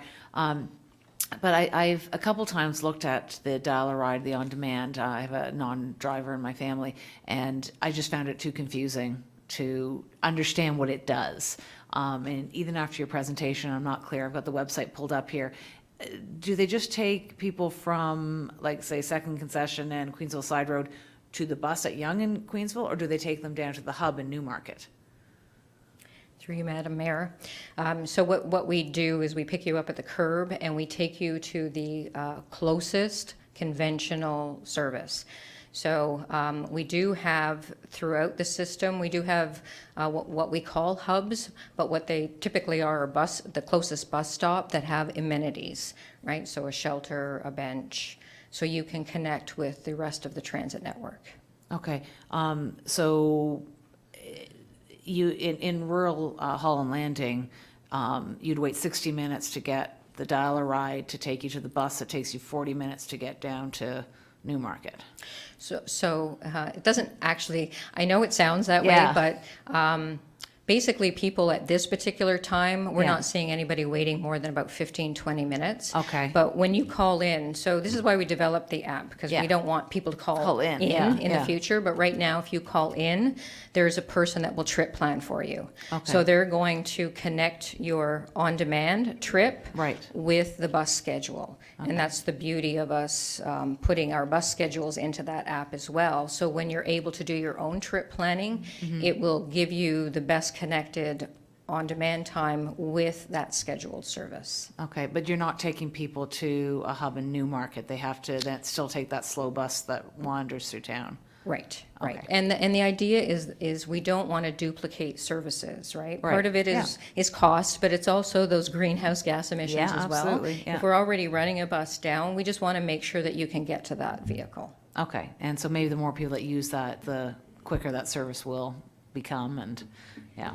Right Yeah, now, it's- last time I checked, it's running in a clock-like pattern around, so it ends up being a long trip for people who are going south, catching it on Yonge Street. So it doesn't do that anymore. Okay, It's a good. direct trip. Yeah. Excellent. We've been learning a lot ourselves Yes. over the last few years. Like, this was like a crazy idea. Yeah. A few years ago, and we're learning as we go along, so it's evolving and it's getting much easier to use and becoming much more efficient. The concept is absolutely fantastic, and with all issues around transportation, the more people that use it, the easier it becomes for everyone, right? So it's at the awkward stage where it does take you a long time, but I think something like dial-a-ride is going to be a big benefit to our community, and I think we just need to get it out there and communicate it to people and let them know what's available. That's great. Thank you so much. And any suggestions that you have to help us get that information out, we're open to. Wonderful. Anything. Thank you. Anyone else? Councillor Crone and Councillor Roy DeClemente. Thank you very much for thank you, Madam Mayor, and thank you very much for your presentation. Certainly, I look forward to all the enhancements that you are looking to bring. I think the app with the phone will help very much. Certainly for my ward, we're out in Mount Albert. We're kind of like the Alaska of East Gwillimbury, where we're attached. We're going through, I'll call it the growing pain stage, where this is evolving, and we have new residents that come into town that have moved from larger centers, Toronto, Markham, Richmond Hill, where they come. They want the small town feel, but they want the services that they had where they used to live. So we're going through that. So I appreciate all the efforts that you're undertaking, and I appreciate that not everyone's as patient as they should be while this rolls out. You raised, just going off on a different channel here, about the closed-circuit TVs that you have cameras out on the roads. Are those accessible to the public on your webpage, or if we wanted to check on what the weather conditions were on a regional road somewhere, would we be able to do that? Yes, no, through you, Madam Mayor, they are not. They do fall under privacy laws, and we do keep them in-house. Okay, all right, very good. And I guess my last question, I'm not sure if I'm directing it to the right person, but I'll ask anyway. The province, I believe, very recently has opened up the potential for photo radar. Again, has the region contemplated this as a traffic calming measure? I'm going to pass it over to Joseph Petrangaro, who will answer. Yeah, probably a good one to pass. Good morning. Through you, Madam Mayor, Joseph Petrangaro, I'm the Director of Roads and Traffic Operations at York Region, and our team is working very closely with the province on developing the term automated speed enforcement. So it's not photo radar any longer. And like all technology, when it comes out, the concepts are wonderful, but as we all know, the devil's in the details and working out how to make it fair and consistent. And so there is a task force. York Region is very involved in the task force. It's made up of many municipalities in Ontario, but we are definitely front and center in this task force, working with Toronto and Mississauga and various larger municipalities, City of London. And there are a lot of rules and regulations, and if you will, a lot of red tape to kind of unravel. So I'll make it very simple. If automated enforcement is to be applied, the province who legislates the ability for municipalities to do it are legislating it that it needs to be done the same way, the same process, the same camera, same processing, if you will, avenue, consistently across the province. So as you can imagine, the many jurisdictional areas, and part of the mandate I want to share with folks is to keep in mind, the province suggested, and it was passed, legislated, that automated speed enforcement will be applied in community safety zones. So when municipalities identify community safety zones, and those are areas where we want to slow vehicles down. There's probably higher volumes of pedestrians or school children or much more conflicts. So community safety zones will be the areas where automated speed enforcements will be considered. In York Region, we have approximately 67 community safety zones. Also, there are criteria, again, developed through the working group. So if a community safety zone has a flashing light system where the speed zone will go from, let's say, 60 kilometers or 50 kilometers down to 40 during when school lets children know, and the flashing lights, that won't be a candidate for automated speed enforcement, because automated speed enforcement is designed to work with what the posted speed limit is, and it doesn't have the ability to fluctuate yet. So those are the type of things I'm sharing examples. So it is definitely an important tool, and our drive is really to help improve safety for all road users. So like I said, we are front and center on the committee, and as it's progressing, as the technology is progressing, City of Toronto right now is piloting some of the automated speed enforcement technology. They're not issuing tickets. I'm not sure if they're still doing. They're piloted for a month or so. They're issuing warnings to people.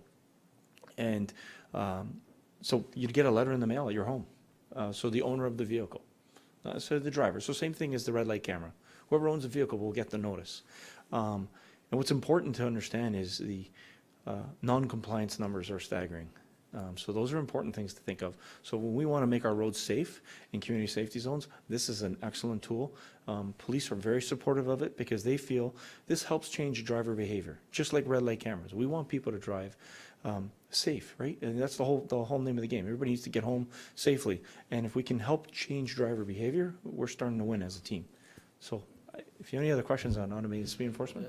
Thank you very much. I appreciate the update, and I look forward to future updates. Wonderful. Appreciate it. Thank you. Councillor Roy DiClemente. Thank you, Madam Mayor. My question is either for Mr. Petrangaro or for Mr. Alibai. While I don't wish to look the gift horse of the award-winning second concession in the mouth, I did want to raise the issue of Doan Road. I know that your 10-year capital plan doesn't show any projects north of basically Green Lane. And during the EA process for Doan Road and for the alignment, the staff report said that it was projected to be done in 2016 with the interchange at the 404 to be done in 2018. And resident feedback at the time said that the road conditions on Doan Road at the time couldn't even wait that long. And so if we're looking at a planning horizon beyond 2028, and still no work on Doan Road, no interchange at the 404 on Doan Road, can you give me some idea of that road safety and what we might be able to do to get that advanced? Because we continue to add residents in that corridor who are going to continue to use Doan Road, or at least try to. Through you, Madam Mayor. Thank you. Through you, Madam Chair. So you're correct, Doan Road was on the plans, and we are actually still continuing to work on the design for Doan Road. But as you'll appreciate, and I spoke about the discussions at Regional Council during the budget deliberations, and I think you are also aware of the region's DC charge debt and the region's fiscal strategy. I mean, there are so many communities in the regions in the region that have, projects on their wish list, and we're trying to do as much as we can with the resources that we have. Currently, what Council has approved is the 10-year plan that I showed in the slide deck. Unfortunately, Doan Road is not on the map at the moment, but as I said, we are continuing to prepare with the design. When and if the plan does change, we will be ready to react. In terms of the actual safety of the road, I'm not aware of any issues or spots that are dangerous on that section of the road. We have, as I said before, a network of 4,200 lane kilometers that we monitor on a regular basis throughout the region. And when things do come across our desk in terms of, an issue, so for example, somebody will point out that there is a problem with, for example, the road polishing and, the roughness not being there, we would go and attend and do a little bit of microsurfacing there. For example, if somebody were to point out that there were some issues with the lights in terms of not being synchronized, though it's not to do with safety, but when we get information, we act on it. We've got a road safety group under the roads traffic operation under Joe's group, and we look at those locations when we get those complaints. I guess my concern is, and I'm just using 2018's numbers, our residents provide about $3.3 million a year to the region's roads program, the 14% of that levy. Over 10 years, that's $33 million that we are contributing, our residents are contributing into that capital program. And our Doan Road is one that was identified as needing to be done in 2016. And so I understand that you have financial constraints, but at the same time, I also have an obligation to represent my community as effectively as I can. And I know that residents would like to see some movement there. We've got additional new community people who have moved into the area, who are trying to get to the 404, who are using that great second concession, but they also are trying to use Queensville Side Road, and we know the pressures of that 400-404 link. But those east-west connections are taking a great deal of brunt of traffic on them, and Doan Road was at a deteriorated condition 10 years ago. So I know you're doing your job and I'm doing my job, I guess is the best way of putting it, and advocating for our community in that respect. It's certainly a challenge, and if there's anything that we can do to help advocate with your colleagues and with Mayor Haxon's colleagues to move that project forward, I certainly would welcome the opportunity to do so. Thank you. This isn't a new story that they've heard. They have heard me regularly about Doan Road. It's a balancing act at the end of the day. I suspect as we get a few more residents in that area, then perhaps we'll see it move up the line. And I was very interested that it was at least at the design stage. I know that once you get it on the design stage, it sometimes moves very quickly. Councillor Foster. Nothing further from me. I was going to go down the Doan Road also. Thanks. We are very grateful for the second concession, and I talk about that at the region regularly, how grateful we are to the region for the kinds of projects that get done. And I think it's really, in spite of what we talk about here, we are very well served. The bus projects are incredible for us. We don't have the numbers. We know that. We don't have the numbers as an entire municipality, but we don't have it concentrated either. And with our growth, we're going to be much better set up for having our buses full on a regular basis. Dial-A-Ride is amazing, and people certainly like it.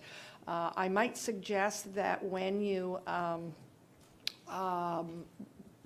want to get out and spread the word of the new Dial-A-Ride, that we have a full summer of recreation special events. And if you were to be connected with our staff, I'm quite sure they would greet you with open arms for a table that would be set up and share it. And for whether it's a child's event or a dog day event or whatever, the music in the park or the movies that we have, you'll hit a different group of people at every time. So they are right from Holland Landing right to Mount Albert and north to Queensville as well. So whenever that would work for you, then we invite you to be there. I think that's really important to get it out. I know that you were at the open house, and thank you very much for being there. It was great to have you, and I know that you were busy a couple times. I came past and I couldn't get near you. People were you had good handouts, and people were really interested in getting information. So that was wonderful. And I guess it's just a matter of getting the word out with the Dial-A-Ride to make sure that it is used. That we do get the numbers out there, and we will also work on it at this end. If you can share any information with our customer service, that at the front, that's where our new people come in. They come in for a recycle bin and some information, and sometimes just to see where the town office really is. So I think we get a very high percentage of our new people coming through the door at some point or another. So I welcome you to whatever you can give us that we can hand out. That would be terrific. I think that's all I had. Oh, go ahead. Thank you. Speaking of the award-winning second concession, we're very, very pleased with that, and it was worth the wait, and it's beautiful. But what we hear from residents is when it was widened and the dip came out of it, why was the speed not increased to be consistent with the type of road that it is? I understand why it was at 60 when it was a narrow little road going through a dip, but to have all that infrastructure put on and our residents are still moving at a speed that was assigned to such a narrow, small road, they don't understand why it wasn't changed.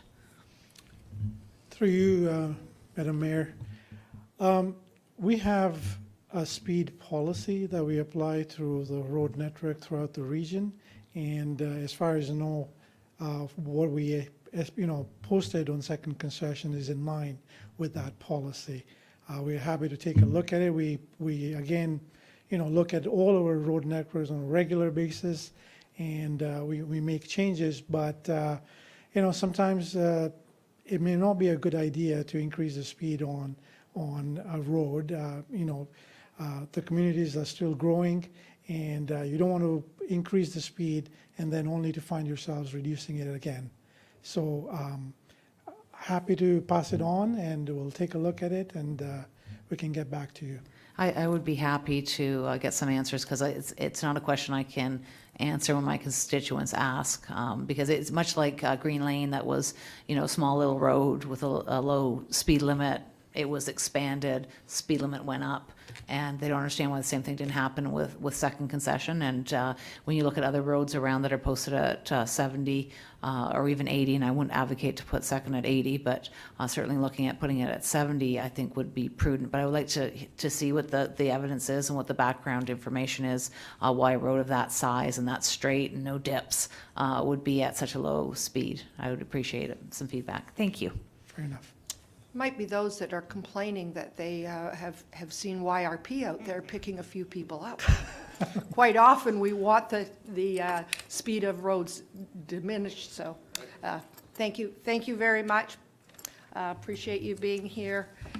With that, could I have a motion to receive Councillor Roy D. Clemente? All those in favor? And that's carried.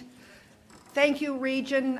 Wonderful to have you here with us. I know it's been a long morning for you, but we really appreciate it. Chair Emerson, thank you for coming out and spending the morning with us. And please pass along to Ms. Bajoni that we appreciate her being here as well. It's nice to have you in the audience. Thank you. I think we'll take a 10-minute break and come back. Okay, thank you.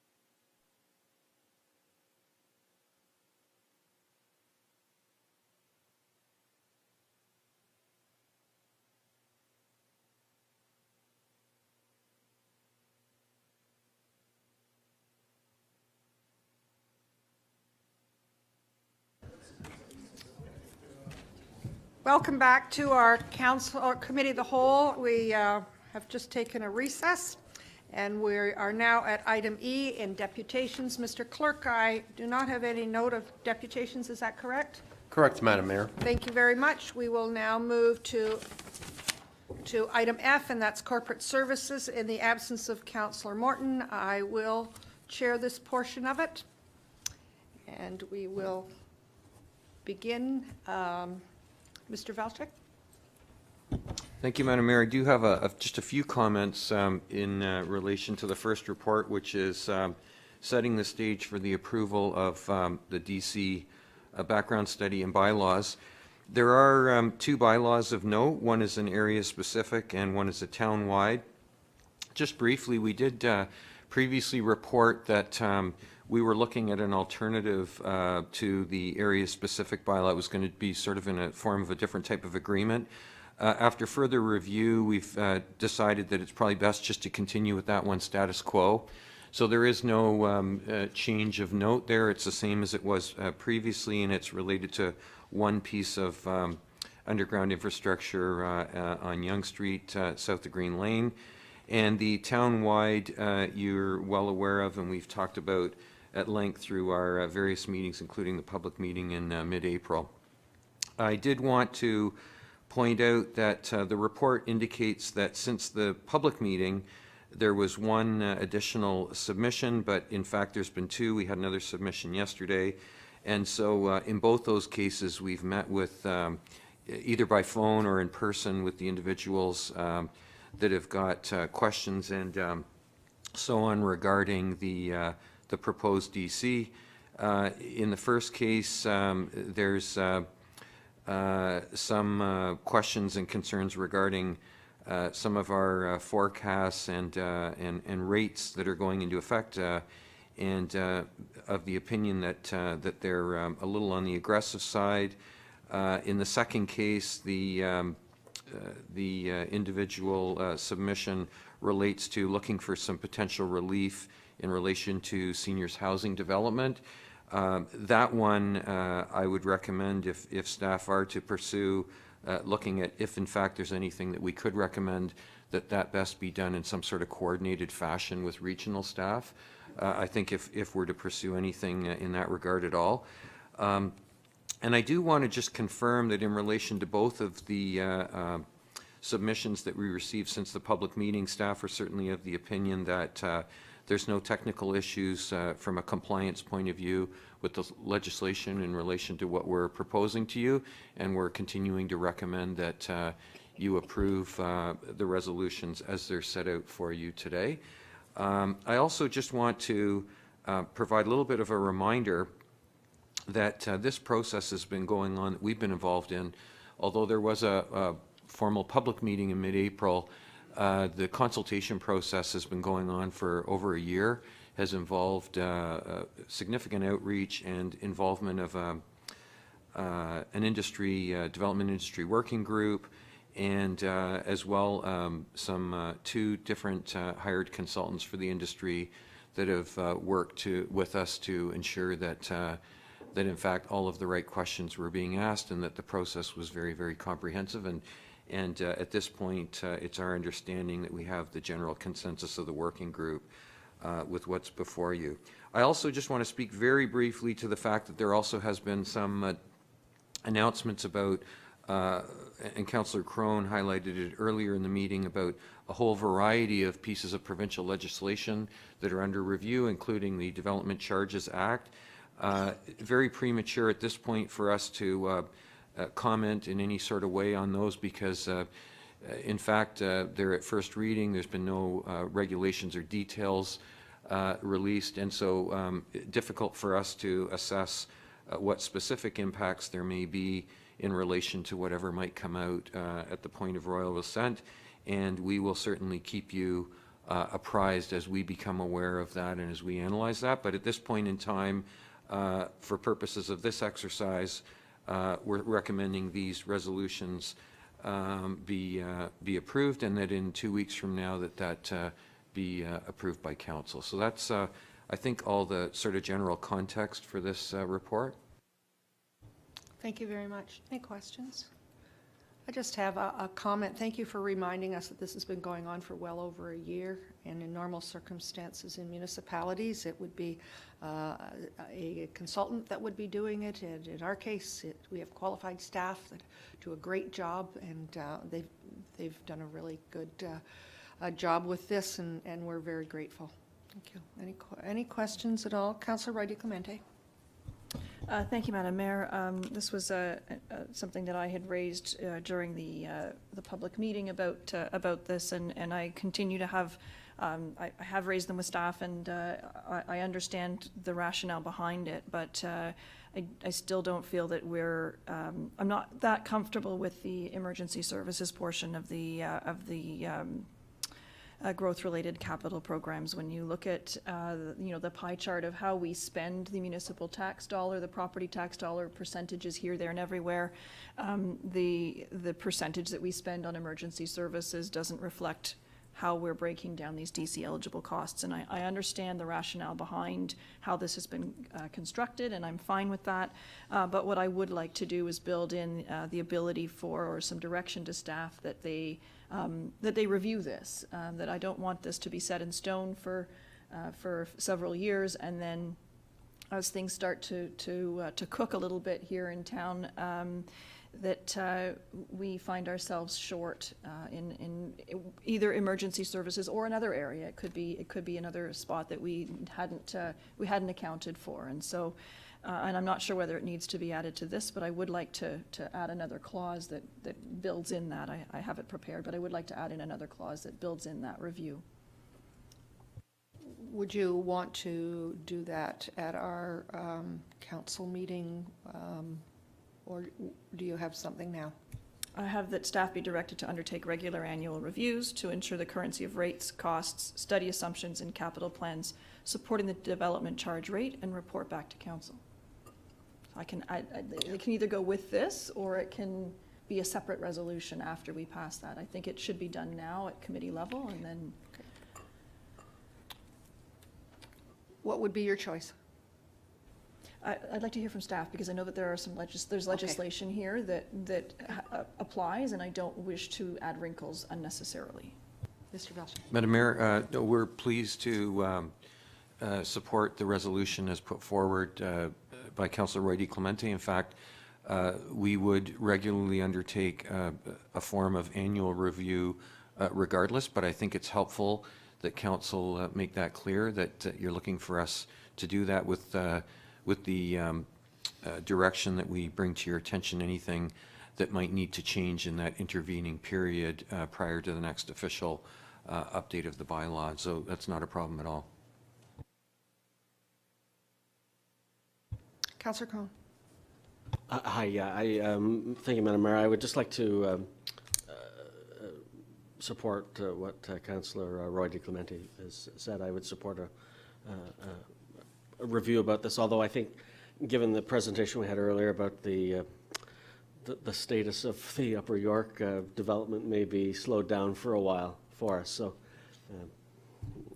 maybe the impact we won't know for a while until we get cooking again, as Councillor Roy DiClemente says.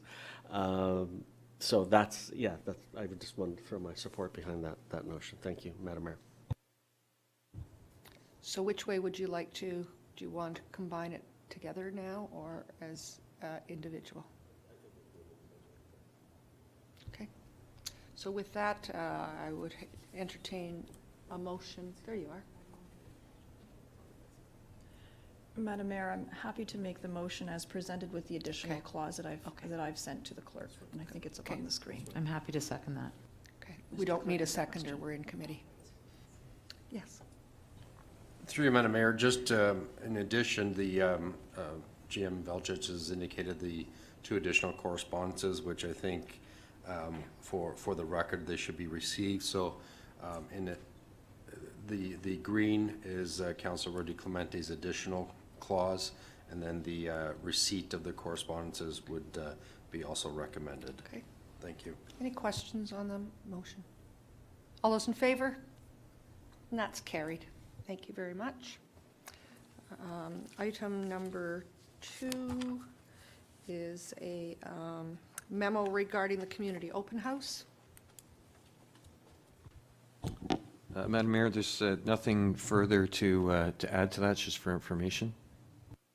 Thank you very much, and I know your department coordinated that, so thank you very much. I think it was a great success from the community perspective. I'm hearing lots of comments out there as well, so I would expect that perhaps it would be a yearly event. That's great. Thank you. Could I have a mover, please? Councillor Foster? Any questions? All those in favor? That's carried. Item number 3 is a grant funding opportunities available to the town. Madam Mayor, this is simply intended to provide a little bit of an overview to some of the opportunities that staff are continuing to look at, and I do believe there's a report a little later in the CIES section in relation to one of these, and so it's purely there for information, just to keep you aware of some of the things that are on our radar. Questions? Thank you very much. I sense that between the federal government with an election coming up and the provincial government with their weekly updates, that perhaps we should be having some shelf-ready projects that perhaps were not didn't make it for our budget this year, but that we have them ready, because it seems to me that about every couple of weeks at least, if not maybe monthly, that there are some opportunities. And I know that staff are very busy on the day-to-day, but perhaps there's an opportunity to set a little time aside to pick up some projects that in fact we might be putting them in next year's budget, or since we passed our budget this year, there's something sitting that would certainly enhance our communities. So I just would suggest that we have a shelf that has them either in every department, or one shelf that you're the keeper of the files. Okay, all those in favor? That's carried. And I think Terry moved it, I believe. Can you move it? That was Councillor Roy DeClemente. Okay, we're down to item G with Community Parks, Recreation, Culture, and Councillor Persechini is absent, and at this time there are no items on the agenda. Do we have anything that should be discussed at this time, or any information? Through you, Madam Mayor, nothing further at this time. Thank you. Thank you. Okay. Any questions from members of committee? Not seeing any. We're down to Community Infrastructure and Environmental Services with Councillor Crothers in the chair. Thank you, Madam Mayor. This portfolio has been quiet the last number of months, but we're going to make up for it today with 6 items. Lots of very good news here. I will hand it over to General Manager Molinari for the first item, which is about concrete repairs tendering. Thank you, Madam Chair. The first report is with regards to a multi-year contract, and what's different about this particular contract, it's work that we do every year, but this is the first time we've actually tendered as a multi-year contract, and as a result, we've received some very favorable pricing over the past in the range of about 20% less than what we normally would have expected to get, and as a result, we're very happy to recommend this work for award today. Thank you. Any questions from committee? Can I have someone move that? Councillor Roy DeClemente, all in favor? Carried. The second item is similar. It's a tender award. This for resurfacing of roads within town. General Manager Molinari. Thank you, Madam Chair. This again is one of the annual projects that we do every year, and this is the resurfacing of various roads in East Gwillimbury. And again, recommended for award today, and for it to be ratified by Council as well today, so we can get on with contractual arrangements. Thank you. Is there any questions from committee members? Seeing none, can I have someone move that? Councillor Crone, all in favor? Carried. Thank you. Standby gets increasingly more interesting. The next one is about investing infrastructure program, rural and northern communities funding stream. General Manager Molinari. Thank you, Madam Chair. Further to General Manager Valchik's earlier comments, this is the report that we're bringing forward to Council with regards to an infrastructure project and some funds that the province and the feds are putting together for municipalities to take advantage of. In this particular case, what's being offered is 17-cent dollars. So the town's portion would be 17 cents roughly, and the province and the feds would be paying the other amounts up to a maximum of $5 million project. So we've identified two projects that we were looking to go forward with. The first one being reconstruction of Centre Street in Mount Albert, including some works to the sidewalks and lighting to improve that area and really do some nice work out that way to do some really good improvements that community has been looking for some time, and that the town has actually been looking to do for some time but hasn't had the funding to do. So that's the first project, and the second project is potentially looking at sidewalks in Queensville or in Holland Landing and in Sharon, and providing some sort of connectivity therein. This one is one of the projects that we're still in discussions with the grant application to see if it actually qualifies. So we're hopeful that it does, but we're not certain as to how that's going to end up. So we're basically coming forward with ability to apply for the works as listed in the report, and but the timelines are very tight, and we certainly don't want to miss out on the opportunity to get something out of this particular intake. So this again is offered for Council's consideration. Thank you. And I just wanted to comment that if we can get the second part through, it overlaps nicely with our downtown revitalization that we've been talking about. So fingers crossed on that one. Any comments from members of the committee? Councillor Roy DeClemente and then Councillor Crone. Thank you, Madam Chair. I noted in the prior memo that the intake was due on May 14th for this, and so I'm wondering whether we should be ratifying this at Council later today so that staff have full direction to move forward. Councillor General Manager Molinari. Through you, Madam Chair, that certainly it's not necessary, but it certainly would be a good way of making sure that everything goes smoothly on this one. Thank you. Can we get that added to the recommendations, please? Any other? Oh, Councillor Crone. Yeah, thank you, Madam Chair. I know the good people of Mount Albert will be appreciative of this improvement. Some residents have said to me in the past is that they'd like to see, certainly along by the pharmacy and even the funeral home for that matter, is that there be wheelchair accessible grading. I don't know if it's a cut into the curb or not. Certainly by the pharmacy it makes a lot of sense for folks to have access, not just for folks in wheelchairs, but mothers with baby carriages, mothers and fathers with baby carriages. Caught myself there. Anyway, just a suggestion. I would throw that out there. The other concern I had is I know I've heard it in the media that the province has at sometimes been dragging their feet with infrastructure cooperation. Have we had any sense of that? I would hate for these projects to get underway and not have one partner fully committed. Mr. Molinari.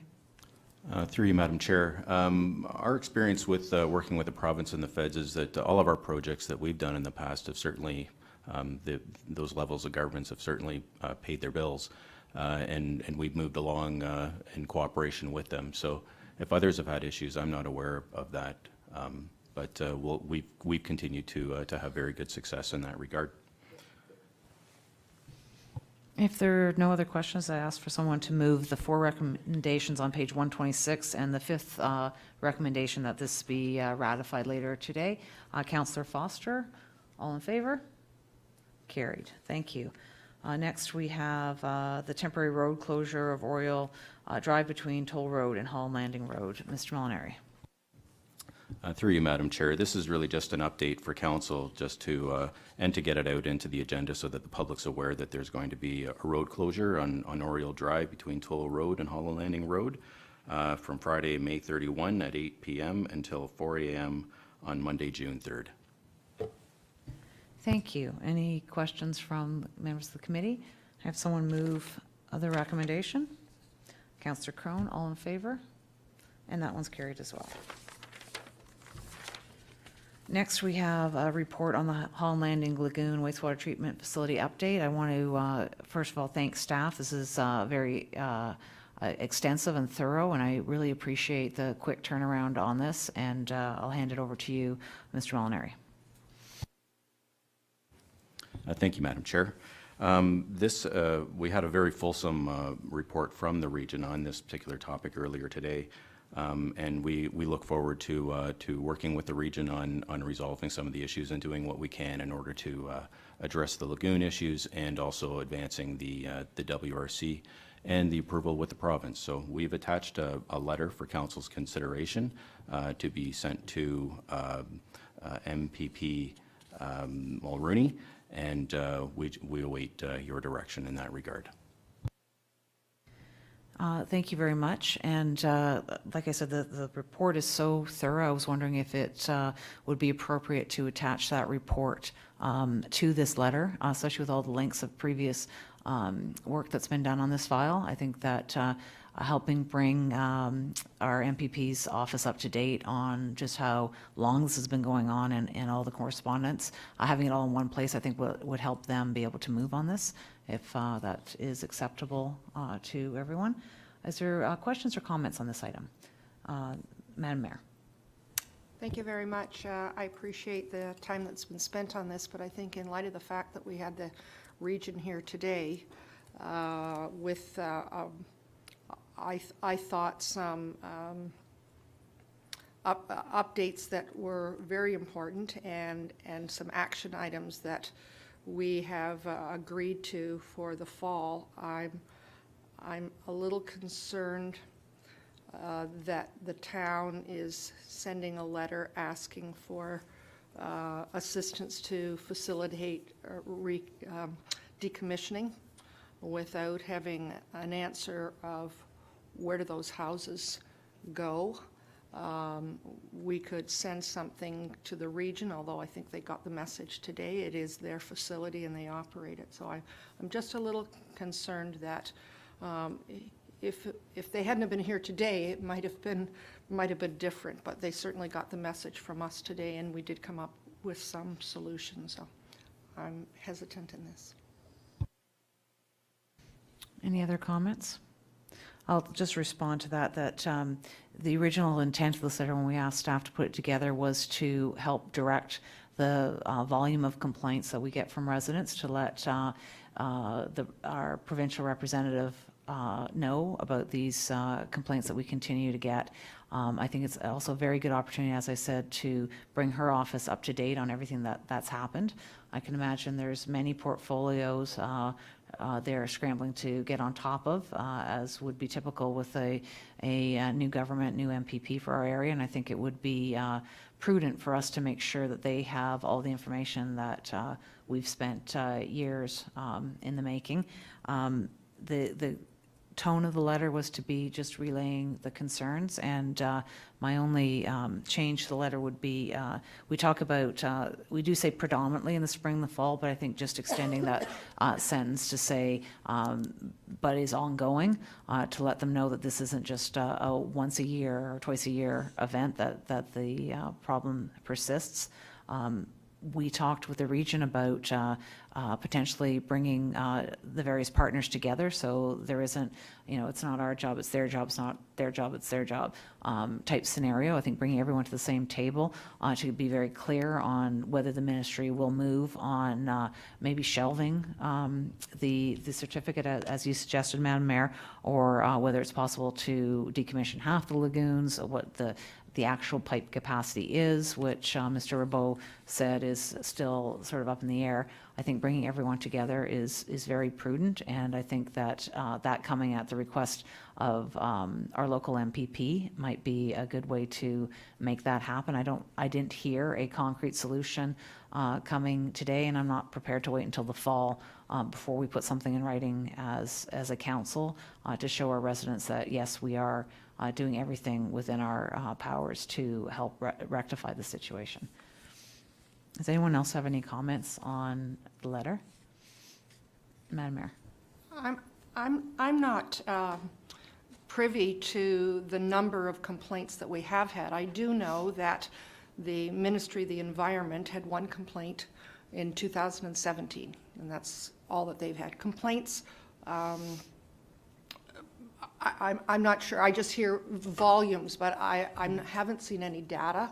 And I'm very concerned that if we ask to have it decommissioned, where does it go? We have no solution in front of us, and I think it would be, we've got the region working on it now, and I'm not sure that we let them do their work and then go from there. But to send this, I'm not sure is the right answer. Councillor Rodi Clemente. Thank you, Madam Chair. The regional chair encouraged us to continue to advocate with our provincial representative.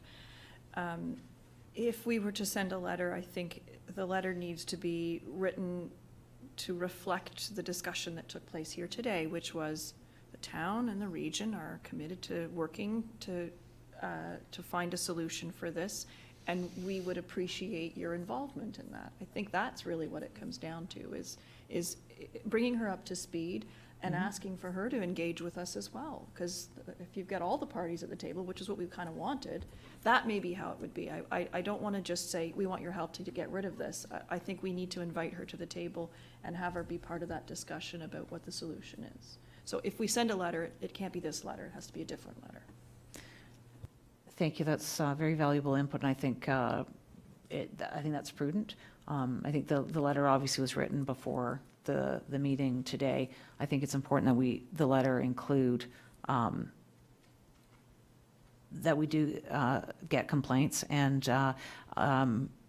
as I said earlier, residents are fatigued from complaining, and the complaining doesn't really go anywhere in their mind, right? We know that council's working hard on, the region's working hard on it, but to the average person, they go out and they smell it, and they go out again, and they smell it, they complain, they still smell it.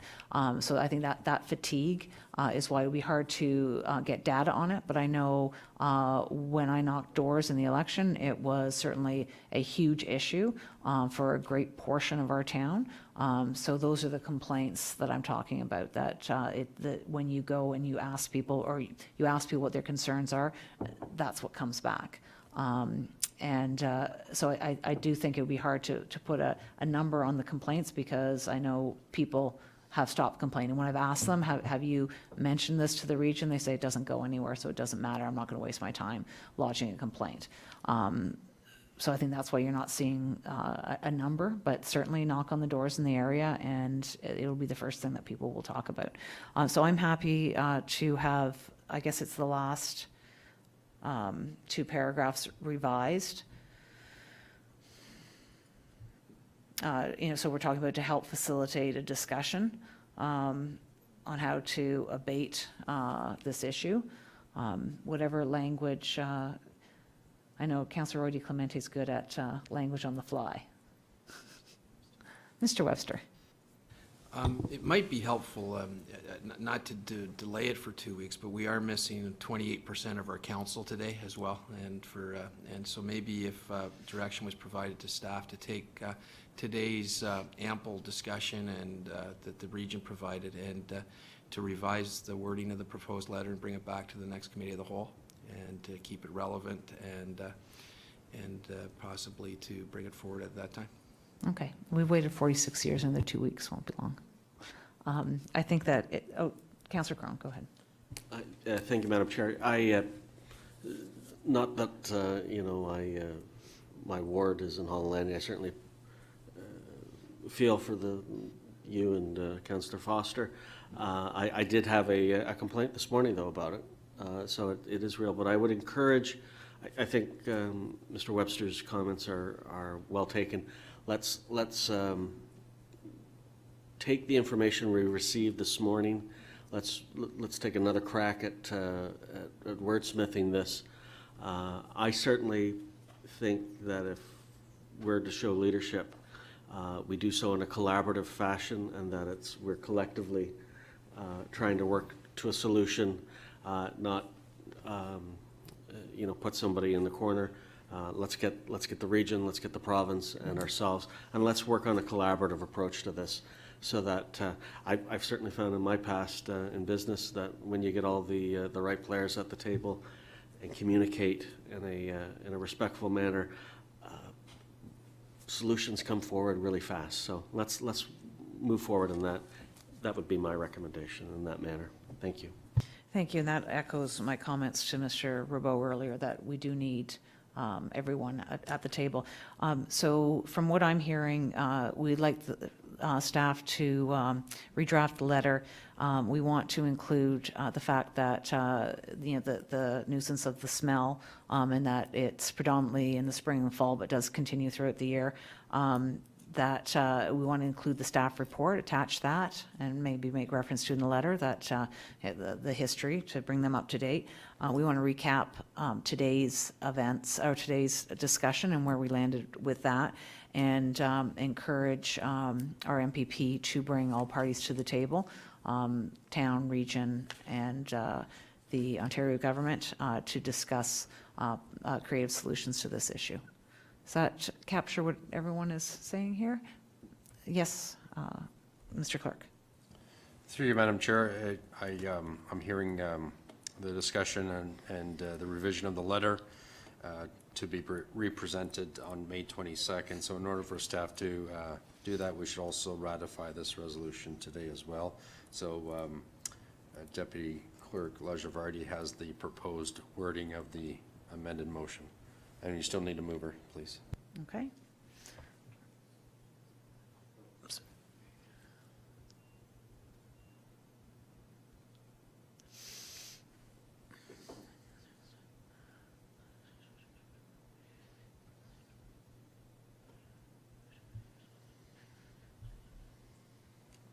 Okay, can I have someone move those three recommendations?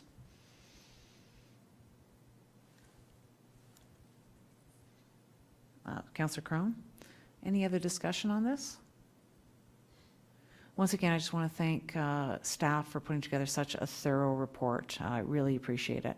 And all those in favor? Thank you. Carried. And we have one more report. This is on the former Overholt pit site alteration update. Mr. Molinari. Thank you, Madam Chair. This memo deals with it's a former extraction pit, McCowan Road, south of Mount Albert Road. It's about 1.3 million cubic meters in size, and the proposal is to fill this as a commercial fill operation with about approximately 200 trucks per day. So the applicant has advanced their engineering on this to a point where it's appropriate to take it out to the public and get some public feedback, as well as council feedback, and then we would return to council with the results of that feedback in order to determine next steps. So this is just a memorandum to advise that that we are looking to proceed with that PIC. Any questions from members of the committee? Councillor Roy Clemente. Thank you, Madam Chair. With 1.3 million cubic meters to be filled and 200 trucks a day, how long will that take? Do we know? Through you, Madam Chair. A lot of it depends on how quickly and how it's unlikely that they're going to be able to have 200 trucks every single day for the time that the pit's open. So it could be a 3 years at the absolute quickest. To somewhere in the 7-8 years. So a lot of it depends on how quickly that work is completed. And obviously, it would also depend on whether they can get fill that was, the record of site condition was appropriate and so on and so forth. So the source sites also have to be, verified and so on. But I just wanted to get a sense of the length of time that we were looking at it. Through you, Madam Chair, I know that there has been some discussion about reviewing our fill bylaw and our operational guidelines. Are we in a position to be able to update those in time for them to apply for this application, or is it going to have to wait for a future application? Mr. Molinari? Through you, Madam Chair. We've had a pretty good look at our bylaw and where it's going to go. In fact, our peer review consultant has recently done an update for another municipality that we are looking to closely mimic. So a lot of the work that's gone into the current application is reflective of where we're going. And the fill management plan that's been developed for this particular site, which is still in development, closely reflects where we want to be going. So all those different elements are reasonably aligned at this point. Thank you. Any other? Oh, Madam Mayor. Thank you very much. Through you, Madam Chair. I know that we've had this application in front of us many years ago. Telling my age, I guess, by and one of the difficulties that we encountered was the route in which the trucks took to get to the pit, because if they go north, they're in the middle of Holt and a community on both sides of the road, and they were not allowed to go south because of, I think it was a turn issue at Davis Drive and Mount Albert Road on the regional road. So I'm just wondering if we have any further information on that. Okay. I also heard that there was load restriction south, so they could go out south, but they couldn't come in from the south. But I also heard that there might be a lifting of that. Do we have any more information on the southern route, Mr. Molinari? Through you, Madam Chair. We have heard some rumors that there may be some ability to run loaded trucks south of the site. However, that's not been confirmed at this point. So I think part of the next steps are going to be, I know from the community's perspective, access into this site is probably the most critical factor at this point. And we have had discussions with the applicant about some alternate access options that they could look to pursue. And as it stands, there are a couple different options in addition to what we've shown in the memo. So traveling across Mount Albert Road and down into the site, and then exiting unloaded trucks to the south is certainly an option. And from there may be other options that would include potentially accessing the site entirely from the south, but those will require additional discussions with the region. Thank you very much. Continue. Thank you. Just to follow up with that, how many other pits are in this area that are active?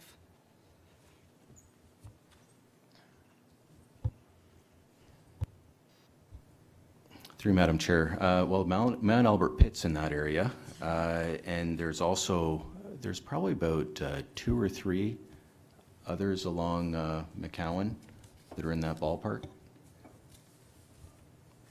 Do you want to? Okay, thank you. Any other questions? Sorry. Who did?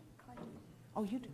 Oh, I have a question, and I think Mr. Newman is prepared Okay. to. I think it's not just a question, I think to add to the mayor's inquiry, is it's not just a question of how many pits are operating, but there are other, there's an aggregate extraction operation nearby, which is also contributing to some truck traffic. So as we are working through the PIC process, I think it would be helpful to have an understanding of what that aggregate extraction activity, which is, I think, literally across the road, would have on the community. So I think that would, so it's a larger question than just pit operations. Thank you, Madam Chair. What I can say is currently there is one commercial pit, Mount Albert Pit, that the town is overseeing the operation or working with the operator. And to Councillor Roy DeCamante's point, there is also a active aggregate pit that is currently under the jurisdiction of the M&R, and that is almost directly across the road. That site, although it's within the town of East Gwillimbury, the town of East Gwillimbury has very little jurisdictional governance of that site. So should this site get approved, there would be 2 active commercial pits in the vicinity of the community of Holt. Thank you. Okay, does that answer everyone's questions? Thank you. This is here just for receipt, so I get someone to move receipt. Councillor Roy DiClemente, all in favor? That's carried. We have no other updates. Anything else, Mr. Molinari? Nothing further at this time, thank you. Any comments from the committee for CIES? Seeing none, I'll hand the chair back to you, Madam Mayor. Thank you. Thank you very much. We're under Development Services with Councillor Crone in the chair. Thank you, Madam Mayor. We have 2 items on the agenda today. The first one is the Development Services Planning Branch report. Read the site plan application by Michael Smith Planning Consultants. General Manager Ramuno, do you have any comments on this? Certainly. Thank you, Mr. Chair. So the site plan application is for the property on the east side of Leslie Street, just south of us. It's for the conversion of the existing residential dwelling to an office use, and the applicant is proposing a realtor's office and a medical office within the building. There won't be any physical change to the building itself. The only development on site will be the addition of the parking lot to the rear and some landscaping around the perimeter of the building. Okay. Thank you. Could I have a mover for this? Mayor Haxon. Okay. Are there any questions from committee? Councillor Roy DiClemente. Thank you, Mr. Chair. A few months ago, I recall that there were some concerns about, I think it was a building permit issue where the site was unsecured and it was open to the elements. Have those concerns been addressed adequately by the applicant? Through you, Mr. Chair, yes, they have. The building is secure. Any other questions? Seeing none, can I have a vote? All in favor? None opposed? Motion is passed. All right, the second item on our agenda here is the Development Services Building Standards Branch Report, Rebuilding Activity Year-End Summary.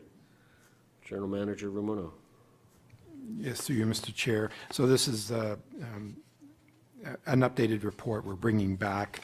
We have updated Appendix 1 to this report to adequately reflect the revenue and expenditures lines within this report.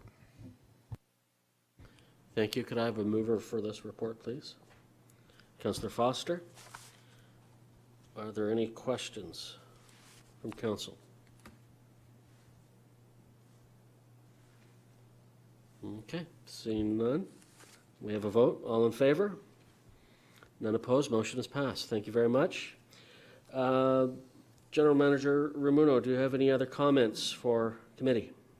Through you, Mr. Chair, no, nothing further from me at this time. Okay. Committee, any questions? Follow-up? Seeing none, I pass the chair back to you, Madam Mayor. Thank you very much. We're under item K, administration with myself in the chair. At this time, there are no reports. Are there any questions of Mr. Webster, I missed Jay. Sorry, I apologize. With Councillor Foster in the chair, I was just so anxious for that one. Thanks, Madam Mayor. I know you're thinking you can't hold up lunch. That's good. The first item on our agenda is Legal and Counsel Support Services Report 2019-08. That's dealing with the terms of reference for appointed committees and groups. Mr. Proudfoot, any comments? Through you, Mr. Chair, I have no comments at this time, but I'll defer any further comments to the municipal clerk. Mr. Clerk? Through you, Mr. Chair, this is just a follow-up to our workshop and capturing a lot of the great input that we had into the terms of reference. Some of the general amendments were highlighted throughout, and I'm happy to report that we've been out to a number of committees that have been meeting, some new committees, as Councillor Crothers has indicated earlier, that diversity and inclusion met last night. So we're presenting the draft terms of reference as we have presented to you, but have identified that we're hoping to get the final terms of references passed today and continue to attend all of those committees and group meetings. Thank you. Can I have a mover? Councillor Crone. Are there any questions from committee? Councillor Crothers. Thank you. I have a question about the Arts and Culture Advisory Committee objectives. The first objective is to provide support, and often when we talk about support, it's monetary. So I'm just wondering if there is a way to rejig that sentence so that there's not an impression that this is a pool of money to help support local artists, but rather how we are choosing to support. And I'm wondering, as Council Liaison, maybe Councillor Roy DiClemente could shed some light on the type of support, and maybe we need an adjective in there or a different word. Councillor Roy DiClemente. Thank you, Mr. Chair. I think that, well, the committee itself has scheduled their first meeting. I think it's for next Monday evening. And so I think one of the first goals was to have a look at this terms of reference and make sure that the committee itself had input into that. Perhaps at this time we can either leave it because support could also imply other things as well, or we could simply say to promote. It's got promote awareness here. I think I'd prefer to just leave it the way it is for the moment and deal with the perception of, well, it's a pool of money when there's no funds allocated whatsoever to this committee, much less for our artists. So I think I'd leave it like this for now. I've sort of red circled it in my head, and I'll bring it to the attention of the committee when they meet and ask them how they might suggest that we amend that. If that's okay with you? If I may, I think that would be fine with me. I think that clarity around support would also help the committee understand what their role is, even though it's clear it's not financial support, but what kind of support I think would be a good expansion to those objectives. So input from the committee on how they want to do that, I think would feed into this very well. If I may have one other comment, which is on the community committees. I like how all of our committees say preference is given to residents of East Gwillimbury, and I was wondering if there's an appetite to add for community committees, preference is also given to those, if it's the Holland Landing Committee, residents of Holland Landing, if it's Sharon Queensville, residents of Sharon Queensville. It's a bit of a given, but since we're saying that and since we're updating the terms of reference now, I think it would be appropriate just to add that in.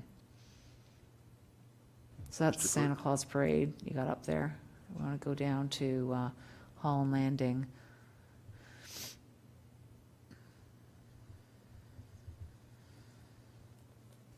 So I guess it would be preferences given to members of the Holland Landing community, because that would be within East Gwillimbury, and likewise with the Sharon Queensville group. Thank you. Councillor Roy DiClemente.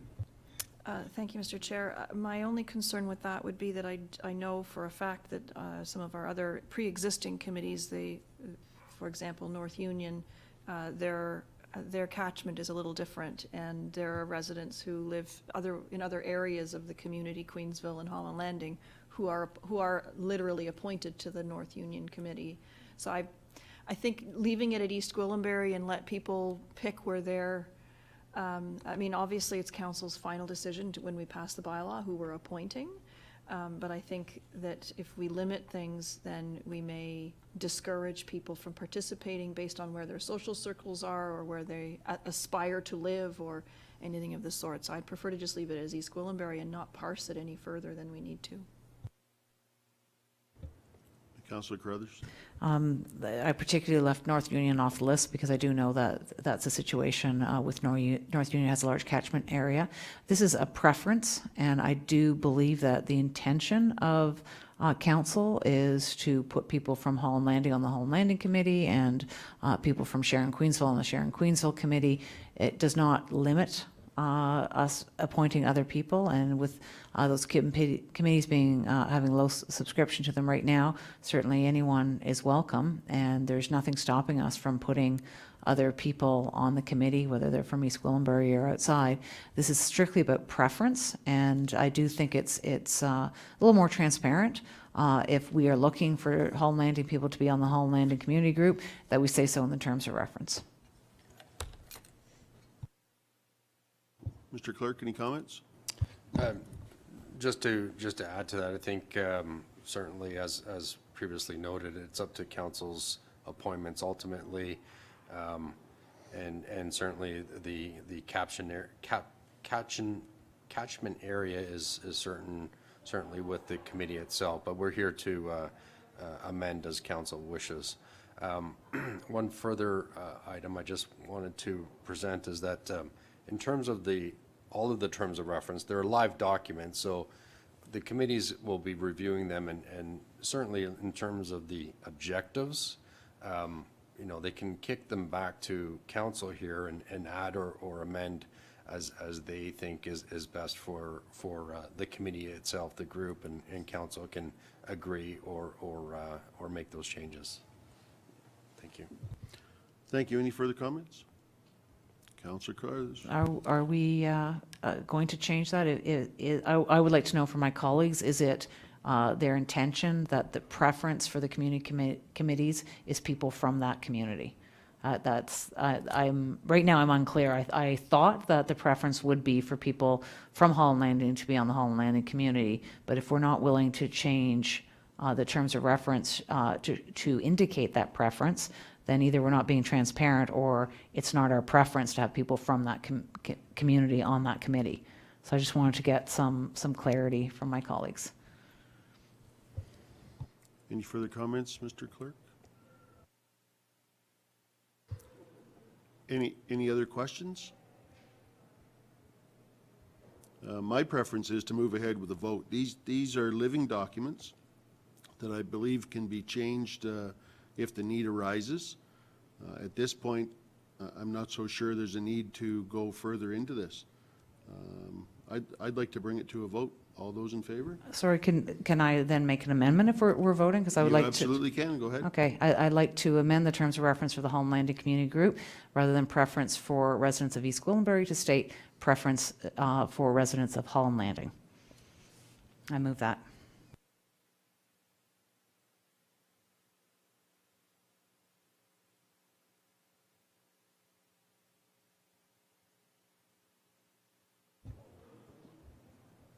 So we're just going to make that change for one group? I thought this was simple, but this is turning into something I don't understand. I don't understand why we don't want to just have a preference for those community groups. As someone who is one of the council liaisons for the Holland Landing Group, that's the one that concerns me the most, to make sure that my colleagues feel that when we're appointing people to this group, preference would be given to people from that community. If the councillors who are in charge of our liaison for the Queensville and Sharon groups feel differently about their committees, I'll leave that to them. I think for both those committees, that would be my preference, but I'm not going to fight for the Sharon Queensville group if the councillor for Sharon Queensville group doesn't feel preference should be given to people from that community. My concern is the group that I'm one of the council liaisons to. And I would also like to know if people do not feel a preference should be given to the Holland Landing residents for this group, that they help explain the rationale behind that, because this does not tie the committee's hands. It just is transparent that we are looking for people from the community to serve on the local community group, and I'm surprised it's gone on this long. Simple change. Any further comments? Councillor Crone? Yeah, I would say, each council liaison has the wherewithal to amend us, but if Councillor Carruthers wants to make an exception, or make a specific comment for Holland Landing. I don't have an issue with that. It says preference, not exclusion, so we're using a lot of oxygen on this, folks, so let's bring it to a vote. So I think we still need to vote on the original motion, am I correct? So Mr. Clerk? through you, Mr. Chair, Councillor Carruthers is presenting this amending motion with regards to the Holland Landing Community Group.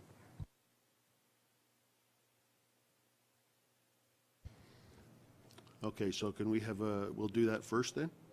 So can we have a vote on the amendment? All those in favor? All those opposed?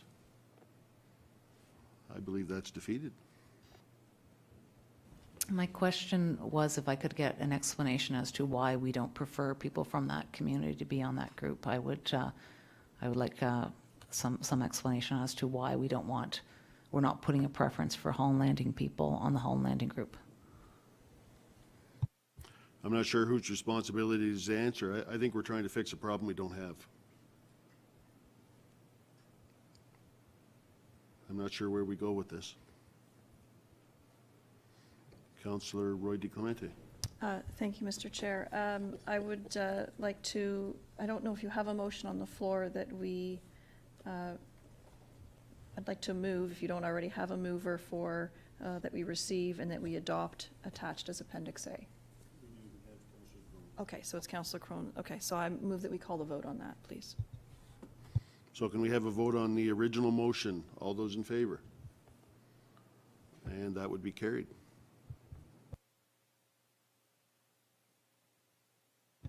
Are we good with that one? Okay, let's move on to the second item on our agenda. This is a verbal update on Our Lady of Good Counsel property status, and there may be a second update, I'm not sure. We'll go to Mr. Proudfoot. Thank you. Through you, Mr. Chair, this update is with regards to the old Our Lady of Good Counsel school located on Morton Avenue. The town solicitor has been advised by the Catholic Board that the school will be leased to the French School Board for a period of years. Over the next few months, we can expect work will be done to the interior of the building to prepare for the opening of the school, which is anticipated to occur in September. The town solicitor has asked that the Catholic Board send a formal communication to Council confirming the Board's plans, and they've agreed to do so. Happy to answer any questions. Anything from committee? Councillor Roy DiClemente.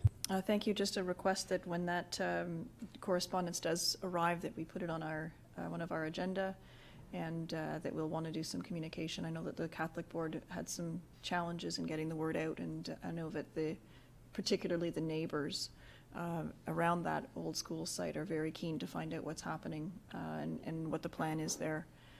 And also what the status of our access, because we do have a municipal park adjacent to the site as well. So we want to make sure that we stake our claim, so to speak, when it comes to any leases that are being agreed to and clauses and so on. Thank you.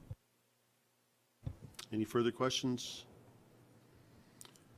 Seeing none, then we need to receive this, am I correct? So can I have a vote to receive, along with the points that we receive regular updates and they come to this group? Can I have a mover? Councillor Roy DiClemente. All those in favor? And that one's carried. Anything further, Mr. Proudfoot? Through you, Mr. Chair, we do have one update, another verbal update to bring to Council, which is on the subject matter of cannabis and smoking within the town. I believe the issue was raised by yourself on the April 2nd meeting. The Regional Cannabis Group has completed the draft smoking bylaws, and as a result, staff are working on a report to Council that will address the topic of a smoking bylaw for the town.